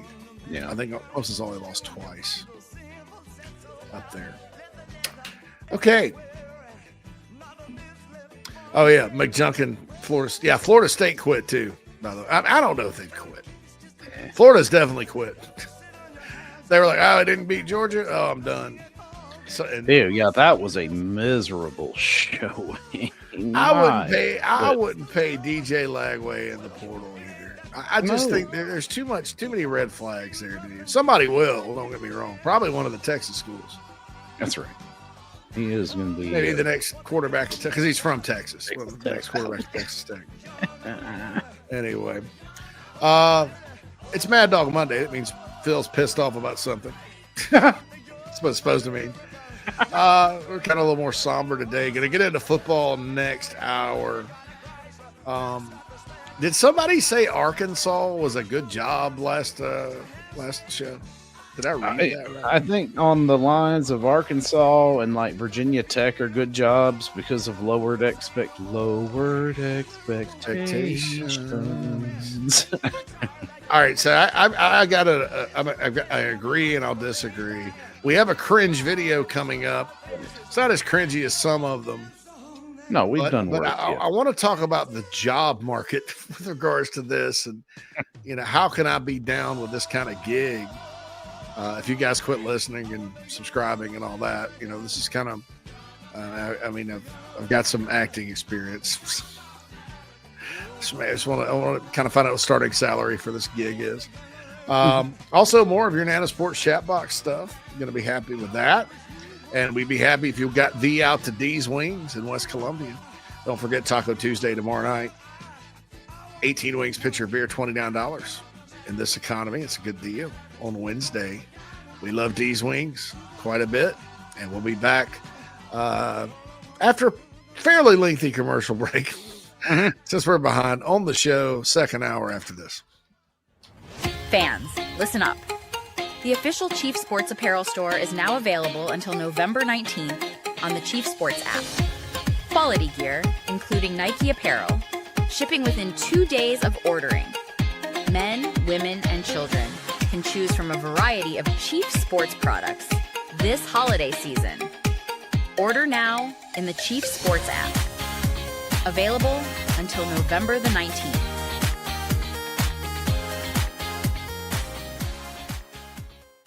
If you live in the Midlands and have a Medicare Advantage plan, please listen carefully. Hello, I'm Joel Lurie. Due to recent congressional action regarding prescription drug costs, it's very important for you to review your plan. There are major changes that could affect your coverage and how much you pay. If you would like a review of your Medicare Advantage plan, call Lurie Life and Health in Columbia, 803-256-2067. Our service is at no cost.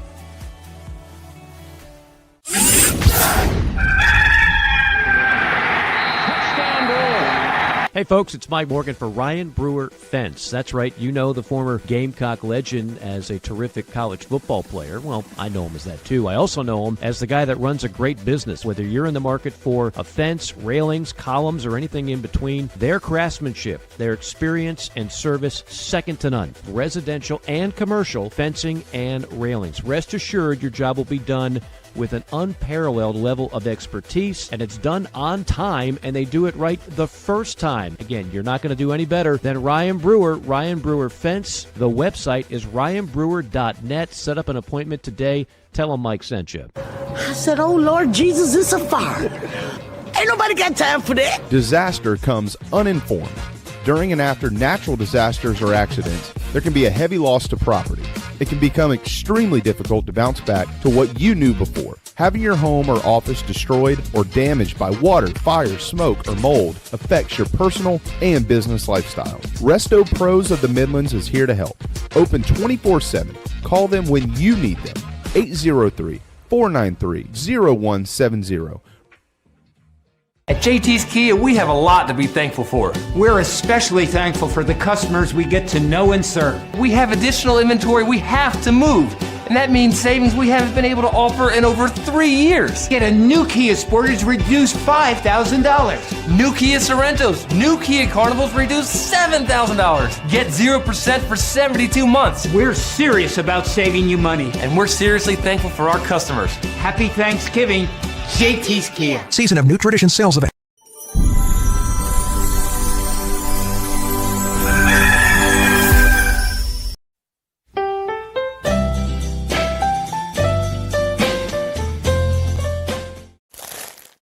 Food tastes better without the shells. Get the shell out of here. Visit GameDayNuts.net and change your boiled peanut experience forever. Gamecock Traditions ships to your doorstep, and we're here to help make your gift-giving experience easier and affordable. Shop the widest selection of Gamecock apparel and gift ideas at Gamecock Traditions.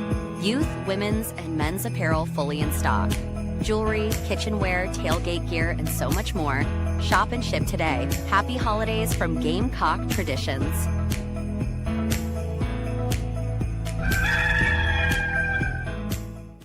Introducing this year's Carolina Jackpot $5 scratch-off ticket, featuring a chance to win up to $200,000. You can even enter your tickets into the Second Chance promotion.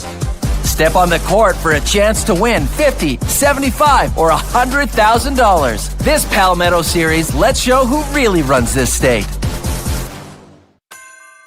Are your wood floors dirty, scratched, worn, or unsightly?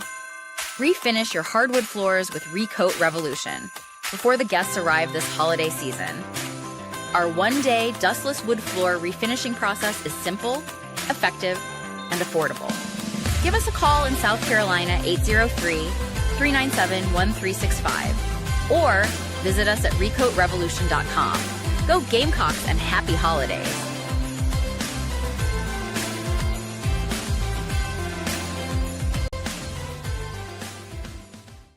Why choose Game Day Nuts? They're so easy to eat. Don't have to throw the shells away. Easy for travel. It's like grab and go. Delicious. Delicious. They are delicious. Never miss a touchdown fumbling with your nuts. Visit GameDayNuts.net. Boiled peanuts. No shells.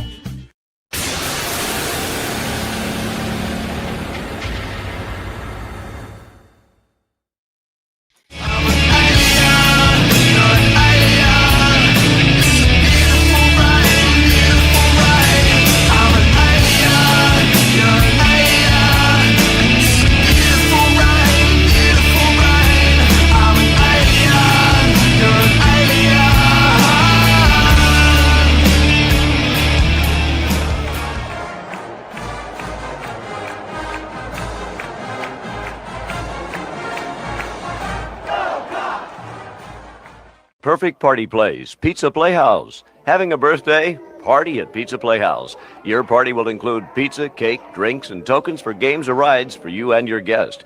Plus, Pizza Playhouse will provide decorator plates, cups, napkins, and there will be a special visit to your party by Dippy the Dinosaur.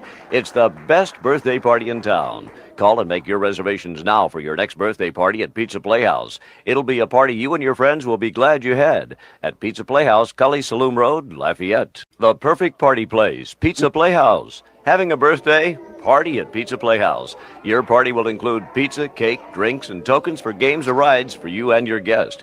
Plus, Pizza Playhouse will provide decorator plates, cups, napkins, and there will be a special visit to your party by Dippy the Dinosaur. It's the best birthday party in town. Call and make your reservations now for your next birthday party at Pizza Playhouse. It'll be a party you and your friends will be glad you had at Pizza Playhouse, Cully Saloon Road, Lafayette. Okay, so I had to watch that twice just to kind of. All right, so I got a lot of questions. First of all, get a feel there. Pizza Playhouse, if you're watching on video, looks like it used to be a mortuary. It does look like a local branch bank or whatever, or even branch like lawyers. I mean, it's. I was thinking maybe real estate. It's not the type of. No. I mean, the cabana. I mean, I don't know, man. I mean, it's not really. Maybe not. Maybe like a cheap mortuary. You know, if there is such a thing. There's no columns out in front or anything. No. Yeah, it's not like an old style. Yeah, like small town mortuary. This is more like definitely not a place where you look. Well, that building's like, oh, that's Pizza Playhouse, right? Yeah, no. Yeah, right. Yeah, it doesn't scream fun. Now, my question is about this Dippy the Dinosaur job, right? Because that's a job I'd be interested in doing, you know, and here's why. So they have a gigantic, it looks like a habitat for Dippy the Dinosaur set up outside. So it's like you're Bruce Willis on set. You have your own trailer.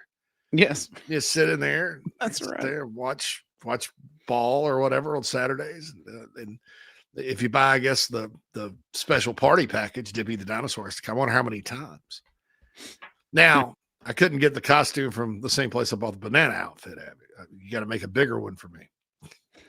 That'd be a big dinosaur. But Dippy looks like a little plump guy. I mean, you know, he's got a little chef hat on. He's the show too, because on the sign, the Pizza Playhouse sign, he's there.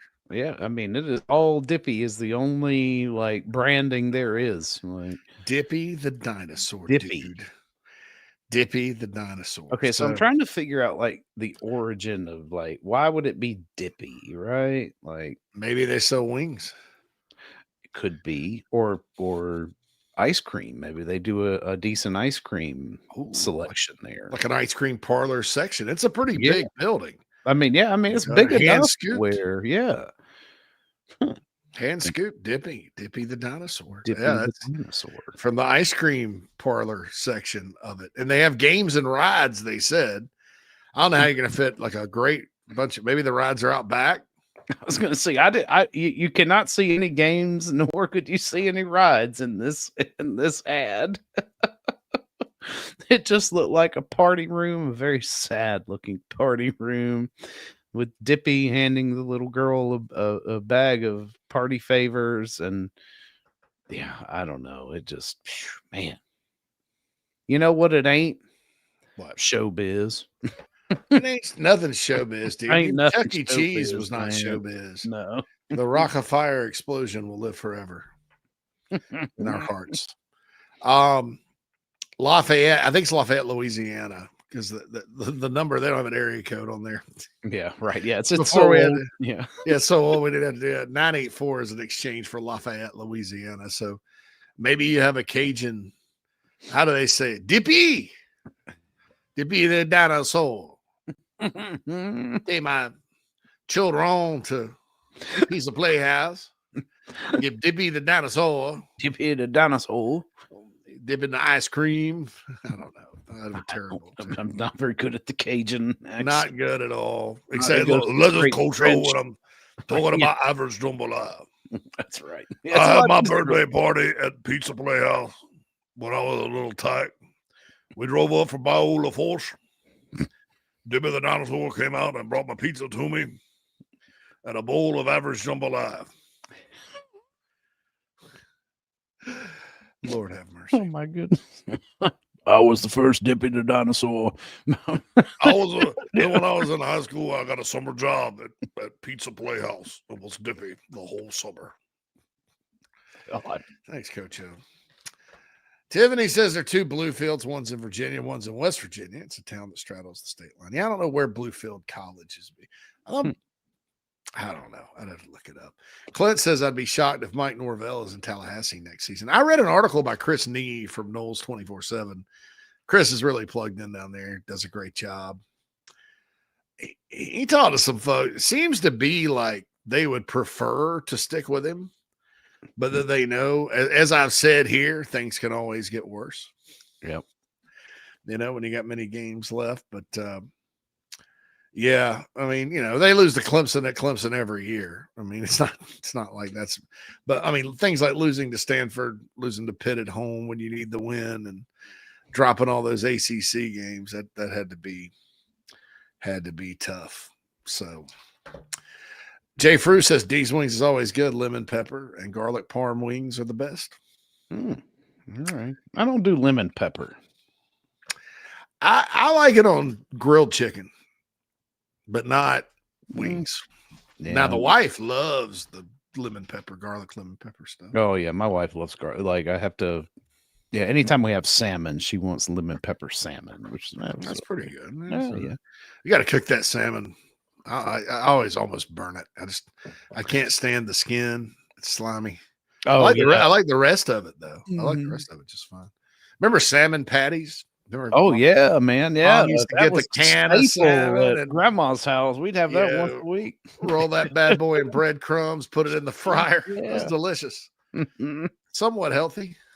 By the way, kickoff time for the Gamecocks in Coastal Carolina on the 22nd of November will be at 4:15 p.m. So it'll be a day-night game, late afternoon game. It'll be dark by halftime. That's right. Chanticleers and the Gamecocks. Gosh, they gave LSU a home night game against Western Kentucky. Not a lot of great games this day. Arkansas, Texas, Tennessee, Florida, both 3:37, 7:30. Missouri, Oklahoma at noon. It's SoCon Saturday, the return of SoCon Saturday. Samford at Texas A&M. Samford fired Coach Chris Hatcher, who's a good long coach, been a good 10 years. It almost pissed me off, Phil. I was like, why is Samford firing their coach right now? And Chris Hatcher, who's got a long tenure of being pretty good. You know, Chris Hatcher's an air raid, one of the early air raid guys, kind of was at Valdosta State for a while. And I was like, I don't know. Who am I to say Samford should not be, I don't know, hoping for more, but they play A&M. So yeah, boy, maybe the Aggies are looking ahead to that Samford game. That's right. Yes. Here's the thing is like, you're not surprising this Aggie team because you're the one who kept them out of the playoff last year, right? So it's like, yeah, they owe you. Still, though, they've been on a roll, Phil. Yeah, Going up to Missouri's never easy. Missouri couldn't throw the ball worth a toot. But You never know. You hope they put a letdown performance together, right? The other question though too is Mike Elko is not really like a letdown coach. He's like a really good. Yeah. So we'll see. We'll see kind of how that goes. Even if they lost to Carolina, it's not going to keep them out of the playoff. Nope. They're still in it at that point. So, hey, throw us a bone here, Aggies. Probably lose to Carolina and Texas and still make it right now with the way things are right now. Although they'll probably drop them because they're not a big brand. They're an aspiring big brand. Yeah. So anyway, but that's it. Charlotte plays at Georgia. Oh God, Alabama scheduled Eastern Illinois. Auburn plays the Mercer Bears. Auburn's trying to get to a bowl. I'm not sure it'll happen. Kentucky Vanderbilt is on ABC ESP. They're in the 3:30 spot. So that could be interesting. Kentucky's 1-2 in a row now. Arkansas, Texas, and then Western Kentucky, LA. I mean, dude, this is the most blatant, though. Listen, this is the most blatant pandering to one school. Okay. In the conference. I mean, this is obvious, because you request night games. They don't give you, they're like, oh, you're at the mercy of TV. How is LSU getting, with a fired coach, going nowhere? Why do they get a night home game over Vanderbilt or whoever? Why? It's probably, and the answer probably is that they're going to have good games on in primetime on ESPN and ABC, and they're trying to kind of, I don't know, figure it out. But I don't like that. I mean, I think give somebody else the night game. I mean, if that still matters this late in the year, I don't know. But I see LSU always gets the benefit of the doubt, gets to play at night for some reason. I mean, I'd like to see people push for no non-conference games outside of traditional rivalries after the month of September. Yeah. I don't like SoCon or Sunbelt Saturday or whatever this is. I think it's BS. Yeah, and it's gotten better, dude, because it used to be everybody would just it was terrible. Right? There may be the one team here or there that played but now you have, I mean, when they put this on the schedule, nobody knew Tennessee, Florida, Arkansas, Texas, Missouri, Oklahoma wouldn't be good games. Carolina has played Tennessee in this slot. They play Kentucky in this slot last couple of years. So it is what it is. But but 4:15 kickoff for the Coastal game. Queen of the Cocks Pizza Playhouse has nothing on Mr. Gaddy's. Yeah, Mr. Gaddy's, the sign for Gaddyland is still up in Spartanburg, by the way. I'm pretty sure it's closed. Maybe. They turned the Mr. Gaddy's down here, or the Gaddy Town down here, into a gun store. It's a Palmetto State Armory. Wow. Yeah. But they Mr. Gaddy's grew too quick. I mean, they got too ambitious. And then they moved. They had a good location on the west side of Spartanburg. It used to be right there next to the Kentucky Fried Chicken and Rick's Car Wash, across from the Rockola Cafe. Right. Which that was an interesting story. I had some friends that worked there, and all of a sudden one day Rockola Cafe just closed, and it was because there was a drug investigation. Wow. I remember my dad at one point interviewed for the store manager of that Rockola Cafe. Yeah, when it first opened. Yeah, he decided to go a different direction. Probably smart on his part. Yeah, caught up in a criminal enterprise there. But Mr. Gaddy's used to be used to be good. And then they decided we're going to open up someplace that's like bigger than Chuck E. Cheese. And I mean, it was gaudy, man. It was like an indoor amusement park. And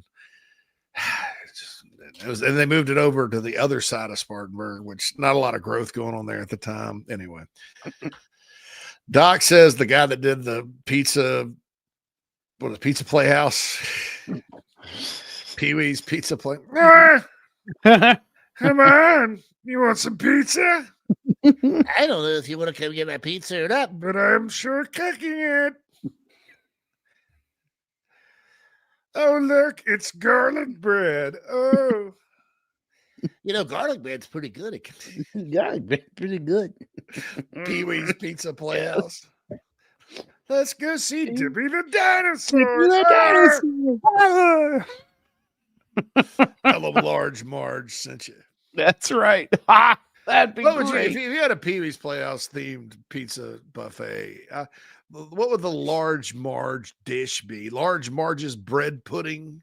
Would you have bread pudding as a dessert? I don't know, man. You might just do your Super Supreme as the Large Marge. The Large you gotta Marge. give me a Large Marge. Yes. The Large Marge. I'll order you a Large Marge. If I had a Jimmy John's or Beezer style sandwich shop, that's what I would call the JJ Gargantuan or the Blaster. I would call it the Large Marge. That's right. Of course, you'd have to end every promo with Tell them Large Marge sent you. Everyone. Oh man. Clint says Showbiz Pizza where a kid can be a kid, right? That's right. Yeah, Doc mentions the mortuary, says cold storage built right in. Jeez.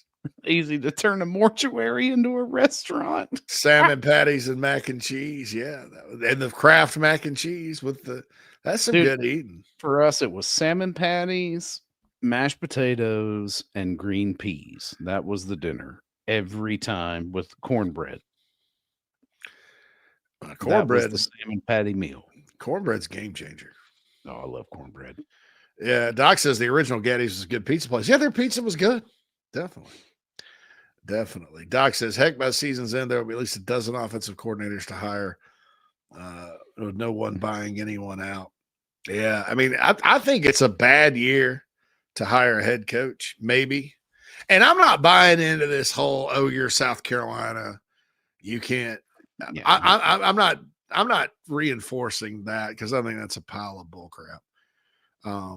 Obviously, there's some jobs more attractive to coaches than others, and they haven't changed their opinion on it, and that's fine. I think South Carolina could attract a very good coach if they changed head coaches this year. That said, I mean, maybe. Well, let me say maybe because it's specific to this year. I mean, you have LSU, Florida fighting over. I mean, Lane Kiffin. Lane Kiffin's a heck of a coach. Right. Is he is he Urban Meyer or Nick Saban or Steve Spurrier or any? No. He could be. I'm pulling for him.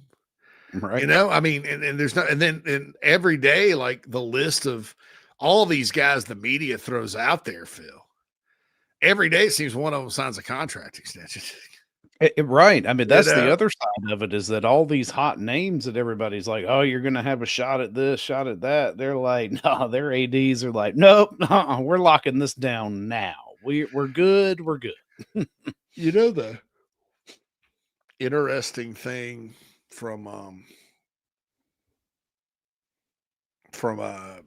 Signetti's contract is this. It's if he goes to the quarterfinals, semifinals of the playoff semis, I think he automatically kicks in. It's a riser. It kicks in to where he and his staff are the highest paid within $90,000 of the highest salary in college football, like Kirby Smart. I think Kirby Smart's the highest paid guy. Kirby Smart money, or the contract's voided and he can go get another job. How about that? Right. Yeah. Yeah. How about that? No. So these agents, boy, they're really doing something else. What a job. What a daggum job. But yeah, so and there's just not a lot of people to hire. And then, guys, think about this too. People, Jamie and Rob are right. It's like the latest thing is all people think about. Like, if I were an AD right now, I think I would be like, call PJ Fleck and Matt Campbell.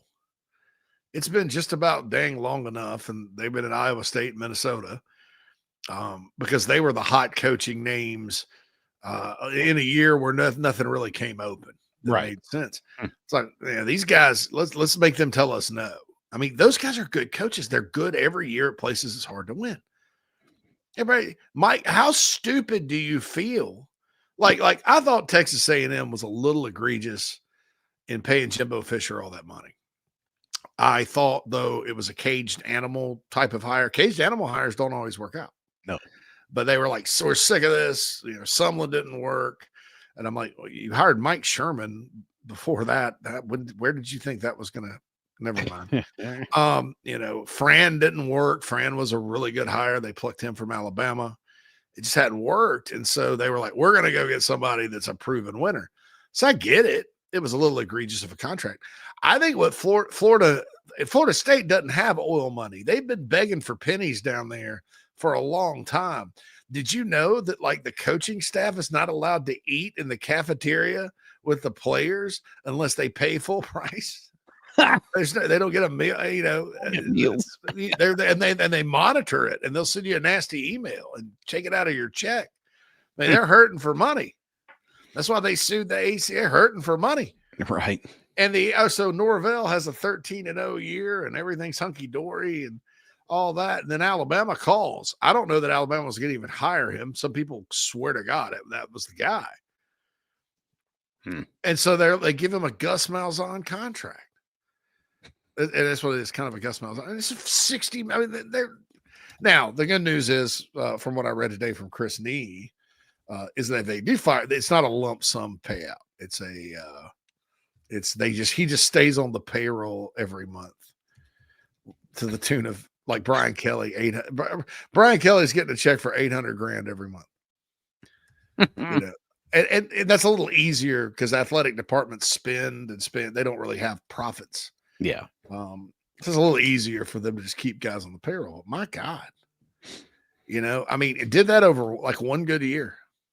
I'm not saying, Phil, that if you have one good year, you shouldn't get a new contract and a raise and an extension. Yeah. That happens because people are mad at Beamer getting. No, that happens. And everybody's, well, he wasn't going to go anywhere. He didn't have any other offers. That doesn't matter. No, that's I not mean, yeah. That's not how you roll. And we could talk about whether it's wise or not. We talk about whether or not coaches should have incentives. Like it should be much lower base salary and guaranteed money and over the top incentives. In other words, like right now, gosh, I think coaches get $100,000 bonus if they win it all, or 1 million at some places. 10 million. Yeah. Make it big. Make that it the big money, right? And players, well, these rev share NIL deals, I would, because we're running into a problem with, all right, so why do you turn on NFL games late in the year when you're watching like I watched the Giants play the Bears? The Giants are out there playing their asses off in the snow. Yeah. Right? Right. I mean, they're 2-7. Mm-hmm. Jackson Dart's running over people trying to get. I mean, you know why? Because NFL contracts are not guaranteed. That's right. And they're heavily incentivized. Yes. Performance incentives. That's right. College sports now, I mean, you wouldn't have had what Florida did the other night. But there's no recourse. Why should I play hard? The season's over. I'm getting paid regardless. Mm-hmm. Coaches are getting paid. Everybody's getting paid. Yeah. You're going to have some more ugly situations like that. Yeah, you can just turn your notifications off on your social medias for, 6 until the NFL calls and then be like, oh, look at me. The thing is about college sports and as well, college football, especially, somebody will take you and you'll get paid at the next stop too. It doesn't matter. Right. There'll be like a litany of excuses. Oh, well, he just, he didn't fit with their coaching staff. He's going to be really good for us. I mean, that kind of thing. It's just ridiculous. Culturally, that was a bad fit for him, but we know what to do. They didn't use him right, well, when the season, so anyway, by the way, Eugene Wilson is now out for the year for Florida as well. But speaking of the Giants, Daboll just got released today. They fired Daboll today? Fired Daboll today. 20-40-1. He's one of the ones from the pros. He only coached at Alabama a year, but they won the national championship. And he had the kahunas to put Tua in the national championship game and throw that pass I've always liked him, and he did a good job with the Bills. Too. Yeah, he did a good job with Josh Allen at the Bills, and that's what earned him that New York job. But The Giants just can't get it right, man. No, New York, I would not. No, I mean the money's good. The Giants are, every 4 or 5 years, it used to be the Giants would rise up, win the Super Bowl. They'd be, they're the team there. They're like the Yankees. That's right. And, but the Jets are just awful. So anyway, Jets, Nets, and Mets. That's crazy. Stay away. Jets, Nets, Mets. Stay away. So anyway, but that's that. So I'd like to see some more incentivizing college sports too. I think that's fair. I don't think anybody should be getting guaranteed money to suck. I think that you do need some guaranteed money to kind of, it serves as a deterrent for them firing you, but they're firing you anyway. I mean, it's not, I guess it gives you financial stability. I don't know. I don't think there's anything wrong with paying somebody a couple of million a year guaranteed. And if you get fired and you got 5 years left, $10 million, that's plenty to get you to your next gig, right? You would think $10 million would be plenty to get you to your next gig 20 years from now. You shouldn't, in your first major college coaching job, have someone fund your retirement and fund your grandchildren's trust fund. That's ridiculous. Sorry.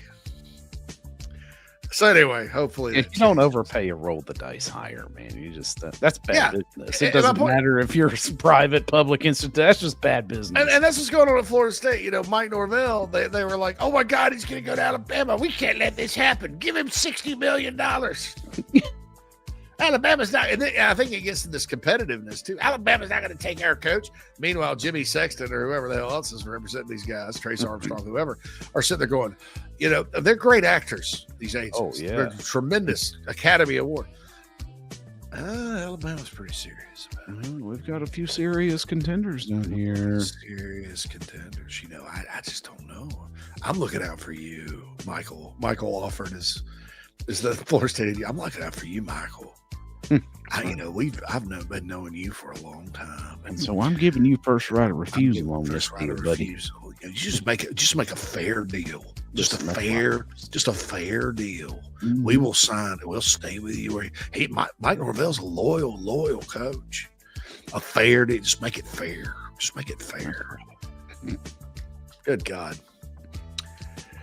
Yeah. And then he walks away with, $30 million over that time period. You can't fire him. That's stupid. I know. So stupid.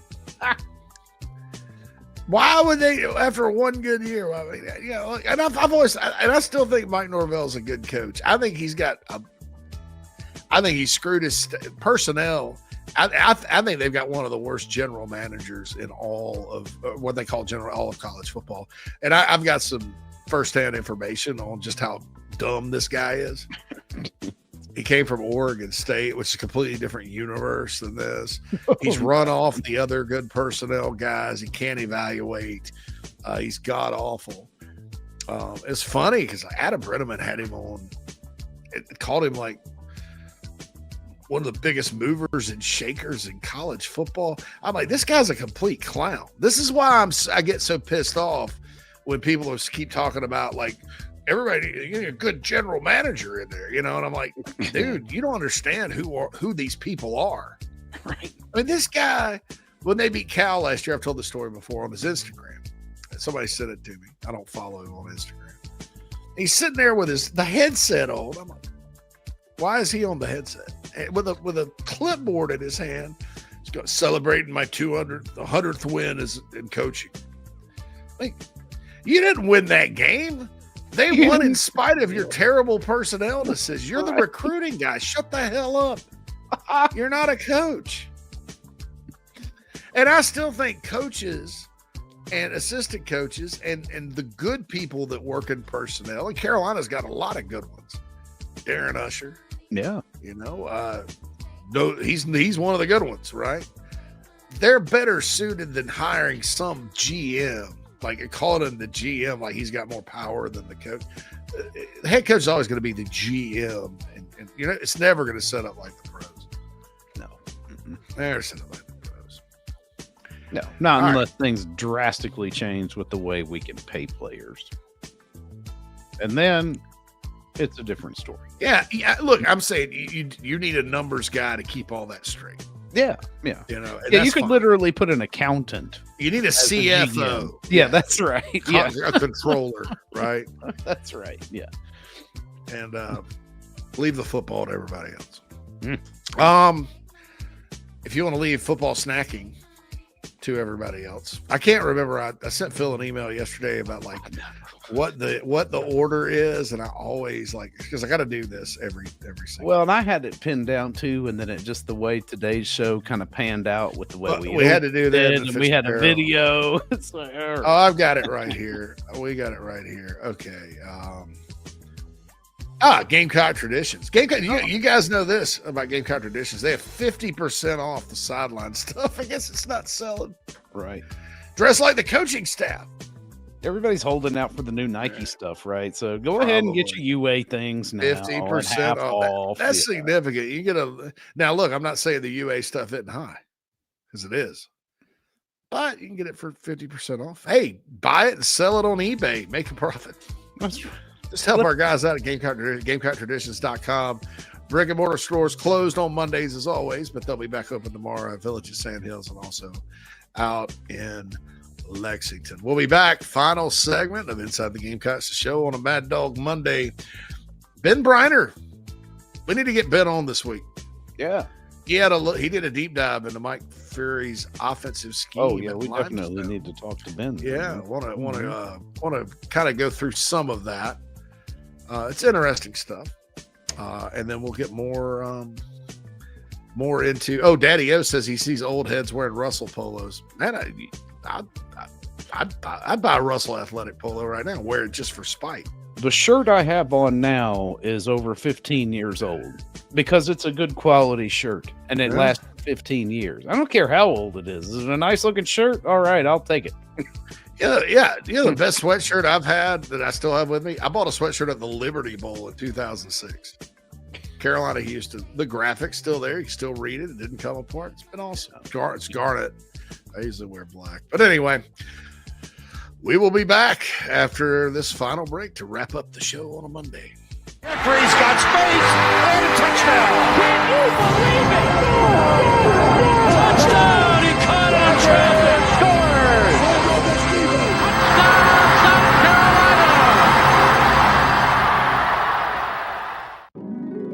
Test ride at Electric Bikes of Charleston today. Road trip ready. Ride comfortably. Forget road fatigue. The Velotric Fold 1 Plus features our exclusive Comfort Max frame design for an effortless, upright riding posture and a low step through. With an adjustable seat and stem, you'll be feeling great and ready for the next campsite adventure. Your back will thank you. Visit Electric Bikes of Charleston. ElectricBikesCharleston.com. Welcome to Dry Space Crawl Space Solutions. Basement crawl space encapsulation designed for your specific needs. Your crawl space can be susceptible to all sorts of issues, including moisture buildup, mold growth, and structural damage if not cared for properly. Let our trained experts provide basement crawl space encapsulation solutions to protect your home, improve air quality, and enhance energy efficiency. Schedule your consultation today for a safer, healthier space at dryspacecs.com. Dry Space Crawl Space Solutions, proud supporters of your South Carolina Gamecocks. Are your wood floors dirty, scratched, worn, or unsightly? Refinish your hardwood floors with Recoat Revolution, your solution for dull wood floors that need an upgrade. Our one-day, dustless wood floor refinishing process is simple, effective, and affordable. Our goal is to serve as many customers as possible, so give us a call in South Carolina, 803-397-1365, or visit us at recoatrevolution.com. Go Gamecocks! Hey Gamecock Nation, my name is Kyle, longtime listener of the show and avid golfer. I wanted to take my game to the next level, but let's face it, golf is a hard game to learn on your own. I heard the ad from McKellar Enterprises and reached out to the owner and former Gamecock golfer, Meredith Taylor. In just 2 months of working with Meredith, I shot my lowest round ever, and I've never felt more confident in my golf game. So if you're looking to take your game to the next level, go to McKellarEnterprises.org and book your lesson today with former Gamecock golfer, Meredith Taylor. Go Gamecocks.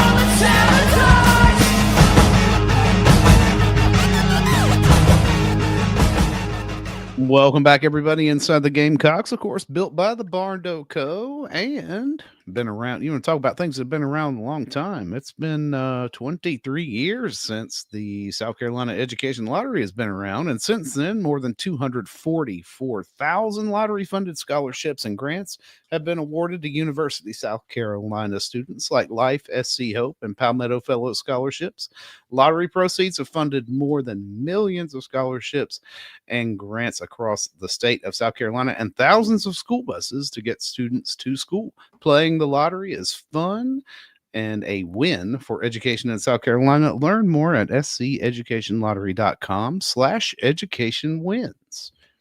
It is Mad Dog Monday today. What am I mad? Oh, I don't even want to get into what I'm mad about today. Okay, so I'm having, I just literally while we were on the show, I've gotten an estimate for some car repairs that happened to pop up over the weekend.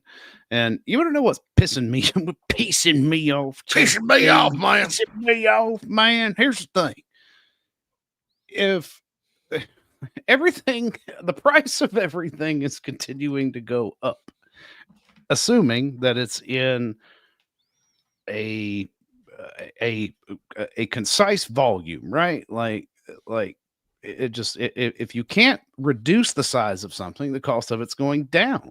To maintain the cost of things, the sizes of things are going down, which is, of course, called shrinkflation.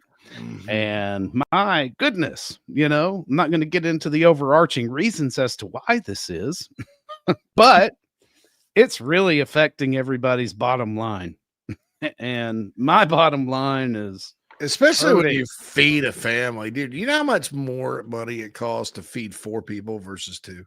Dude, it's insane. I went and bought a thing of orange juice the other day, and normally it's about, $5 and change for the Simply is what my family likes, right? And every once in a while I'll splurge and I'll get a Simply, and it's 64 ounces, but it used to be 64 ounces. The last time I went to the grocery store, which was last week, it was the exact same price, but it was now 48 ounces. And I'm like, okay. So now this will last less. I mean, it's driving me nuts. Something needs to be done. But we can't stop yelling at each other from our individual corners to get anything done. Yeah, there's like way too different.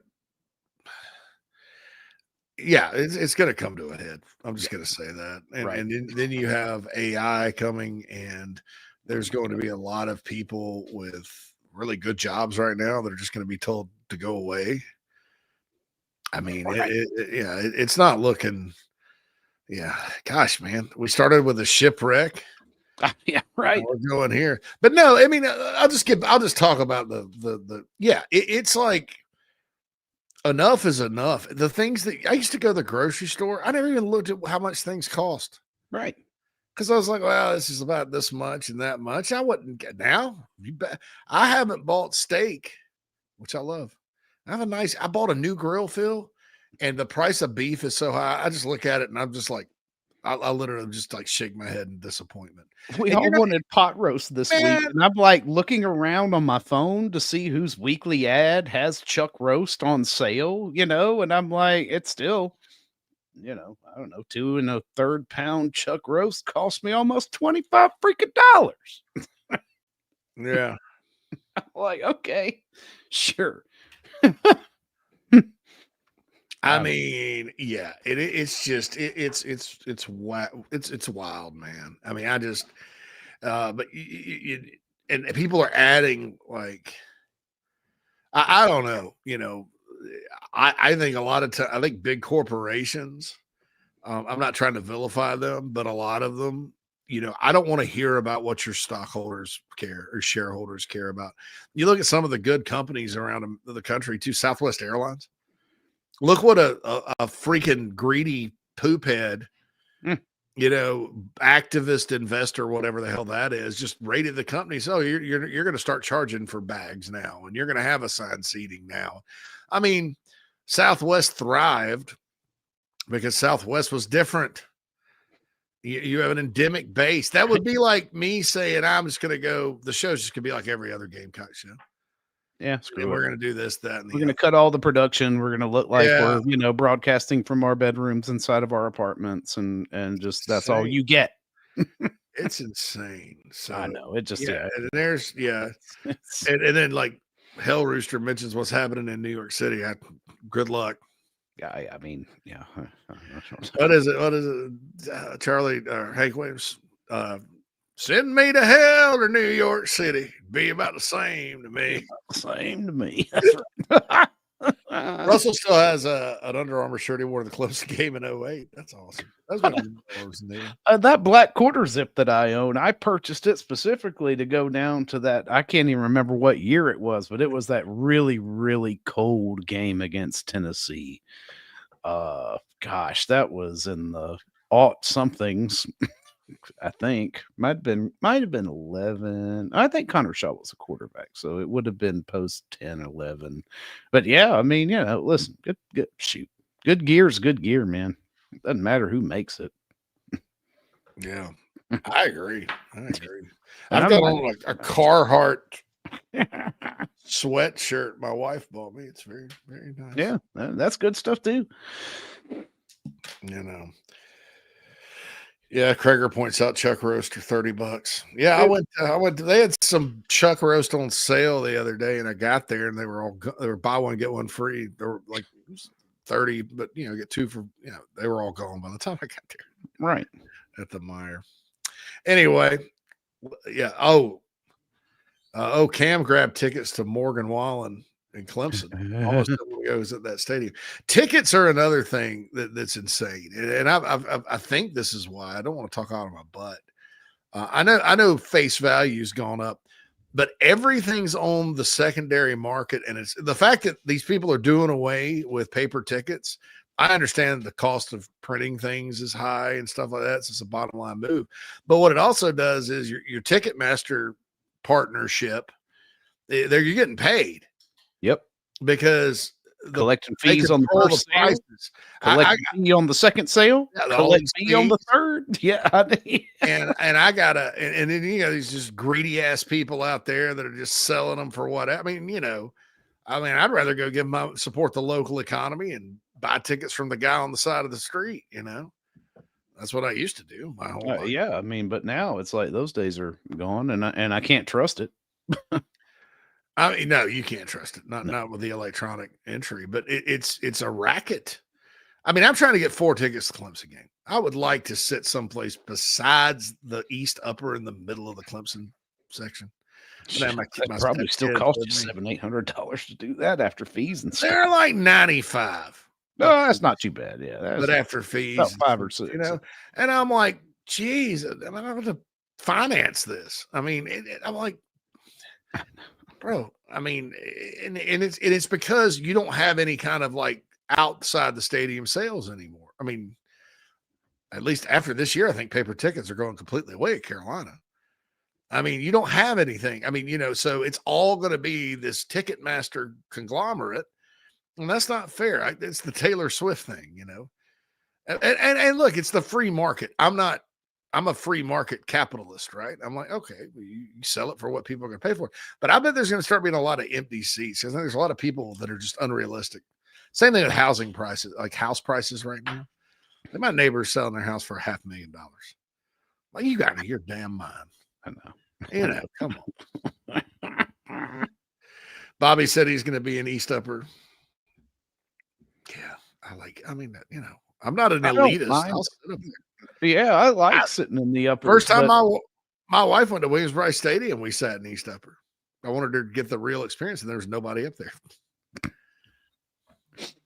Well, now I've been told it's just too much walking and stairs at this point. So I'm like, those ramps. Yeah, and I got my oldest with me too. He's never been. He's not really a sports guy, so I got to kind of do this. But anyway, so Mike Ferry takes over, and I talked on coffee this morning about Auburn and how that should be the model.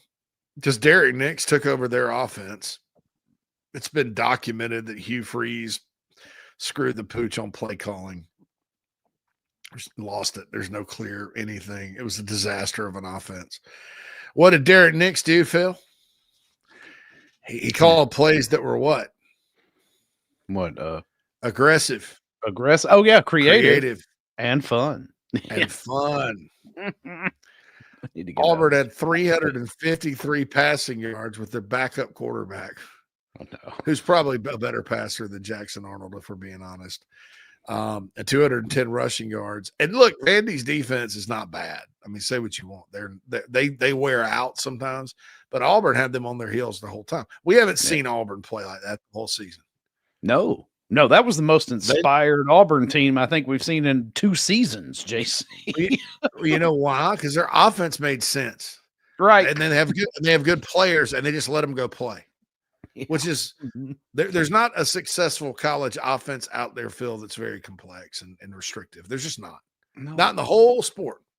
Nope. You can't name one. Can't name one. So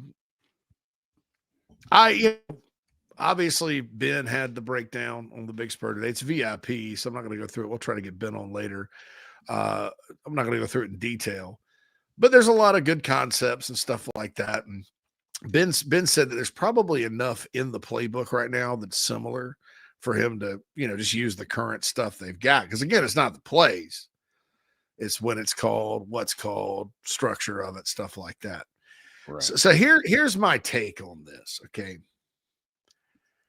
I cannot guarantee you that Carolina's all right. So we talk about how running the offense, play calling, Shula, that was the plan, I guess, overall at large was bad this year. And it damn sure has been. Yeah. There's no question about it. There's no, and when everybody kind of sees it, that's coaches on the outside, fans, everybody nailed it. Oh, this offense sucks. This play caller's terrible. Yeah. Quarterbacks regressed. Yeah. When that's obviously the biggest issue, I think, of the whole year was it was just wrong. And so you may say JC and Mad Dog. Well, then it should automatically be better against Texas A&M. I cannot guarantee that better means more points and results. I can't even guarantee that better is going to be better. And here's why. It's 2025. A lot of NIL money out there. Carolina's 3-6, and Texas A&M is a damn good football team. Right. Yeah, that's like, the one thing that you're like, oh man, A&M really is played a tough schedule. Carolina's played a tough schedule this year, Phil, because guess who's missing off the schedule? Auburn, Mississippi State, the Florida Gators, Arkansas. That's 4 teams. That's half the schedule, not on the schedule. You can add another couple on there, a couple of logs to this bonfire. They played LSU before LSU had quit and fired their coach and has still had something to play for. And they played Missouri when Missouri had a quarterback. Not the Missouri now. And they played Vandy at the beginning of the season when depth wasn't an issue. And I'm not saying it is definitely at Vandy, but Vandy kind of looks like they did. They're wearing out. They're just they're finding starting to get hit that wall, right? Now they're finding a way to win because of blood and guts and Pavia. But dude, it's like, so, you know, and then here Carolina's 1-6. There really hasn't been a bad team they've played. Kentucky was bad at the time. They're 1-6 because they didn't do anything about the offense until it's too late. And they got to play the best team in the league on the road at their place. Oh, in a place they've never won. Right. They've lost twice in College Station. In the country, though, too. It's like, it's bad. Yeah. They have lost twice in College Station during this Bonham Trophy era, Phil.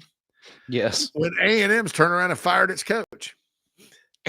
They lost to Kevin Sumlin's last team. Yep. They lost to Jimbo Fisher's last team. I mean, it's not so I wanted to say that, you know, because we've been pretty militant about it around here with just need a new plan on offense. I don't expect miracles. I mean, and I look at Auburn and I saw what they were able to accomplish, and it's easy to get going there. Keep in mind too, though, Auburn's interim head coach is a defensive guy. He's just saying go, and I'm not saying Beamer's going to put any restrictions on anything or anything like that. I'm just saying Durkin probably looked at Derek Nix and was like, "It's your show. Do whatever the hell you want. I'm going to go deal with the defense." You know, kind of like Spurrier used to say with. So I don't know. I mean, I think that, you know, Carolina is a team that athletically could match up. The other part of that too, Phil, is confidence and mistakes and momentum. Auburn obviously probably felt bad about didn't have much confidence after scoring 3 against the big blue blob that came in, right? Yeah, that's true. Embarrassing.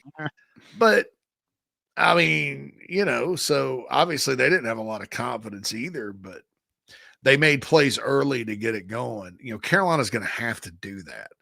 Yeah. And not just early, but sustain it.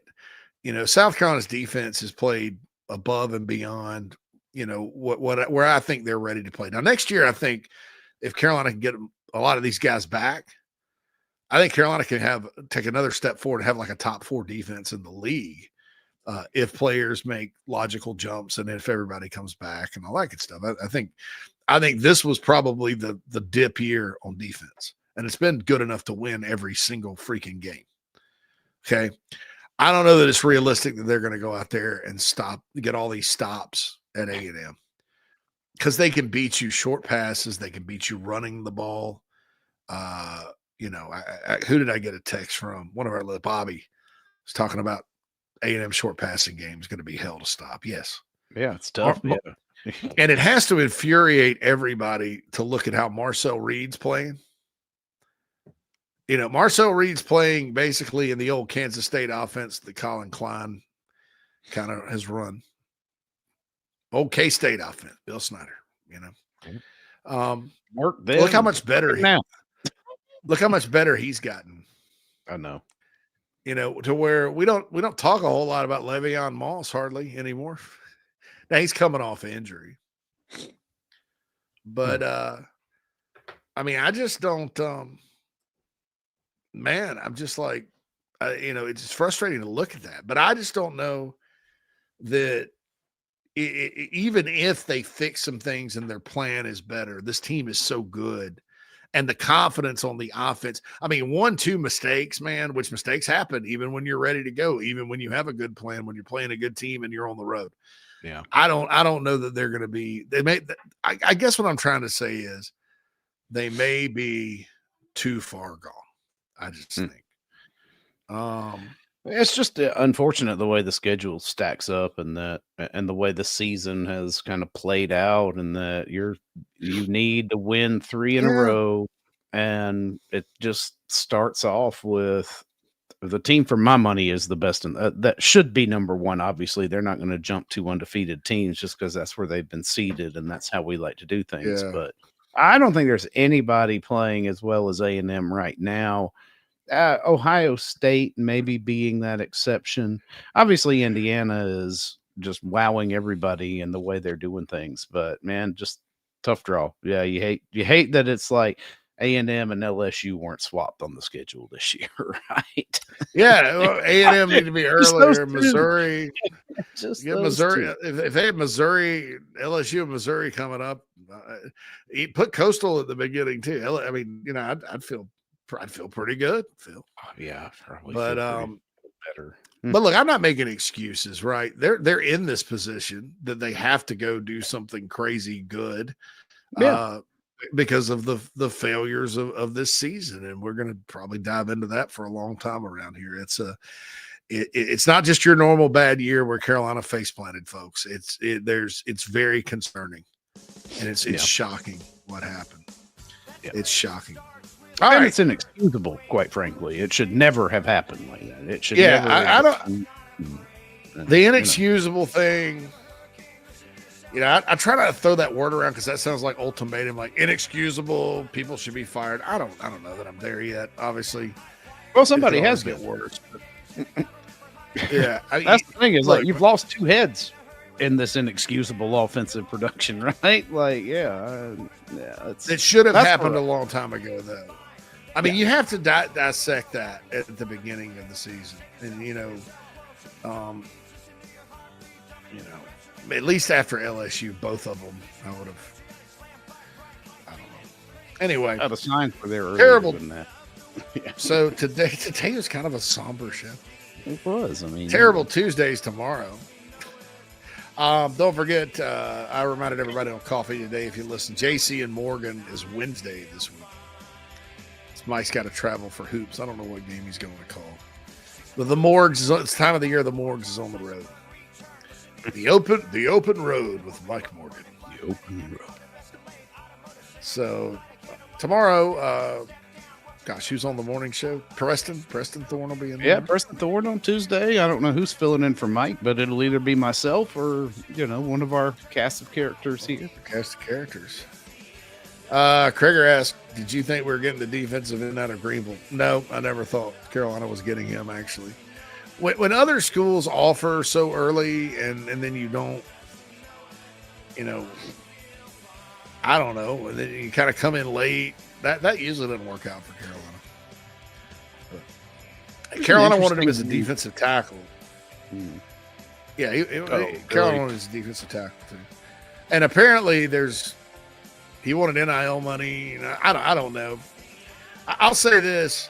I've seen recruitments like that. Like there was a kid out of North Augusta, Craig, your neck of the woods, a while back. That was a big old guy. I think Brad Lawing was at Carolina at the time and then left. Spurrier era. Signed, big recruit, all this stuff. Signed with Florida State. Was god awful. Absolutely should not have been a take. There's been other players go to places like Alabama, and there's two defensive linemen from the state that went to Alabama that ended up not being all that good. Carolina absolutely should have passed on them. But you have to be careful because sometimes they'll go someplace else and they're pretty good. So, this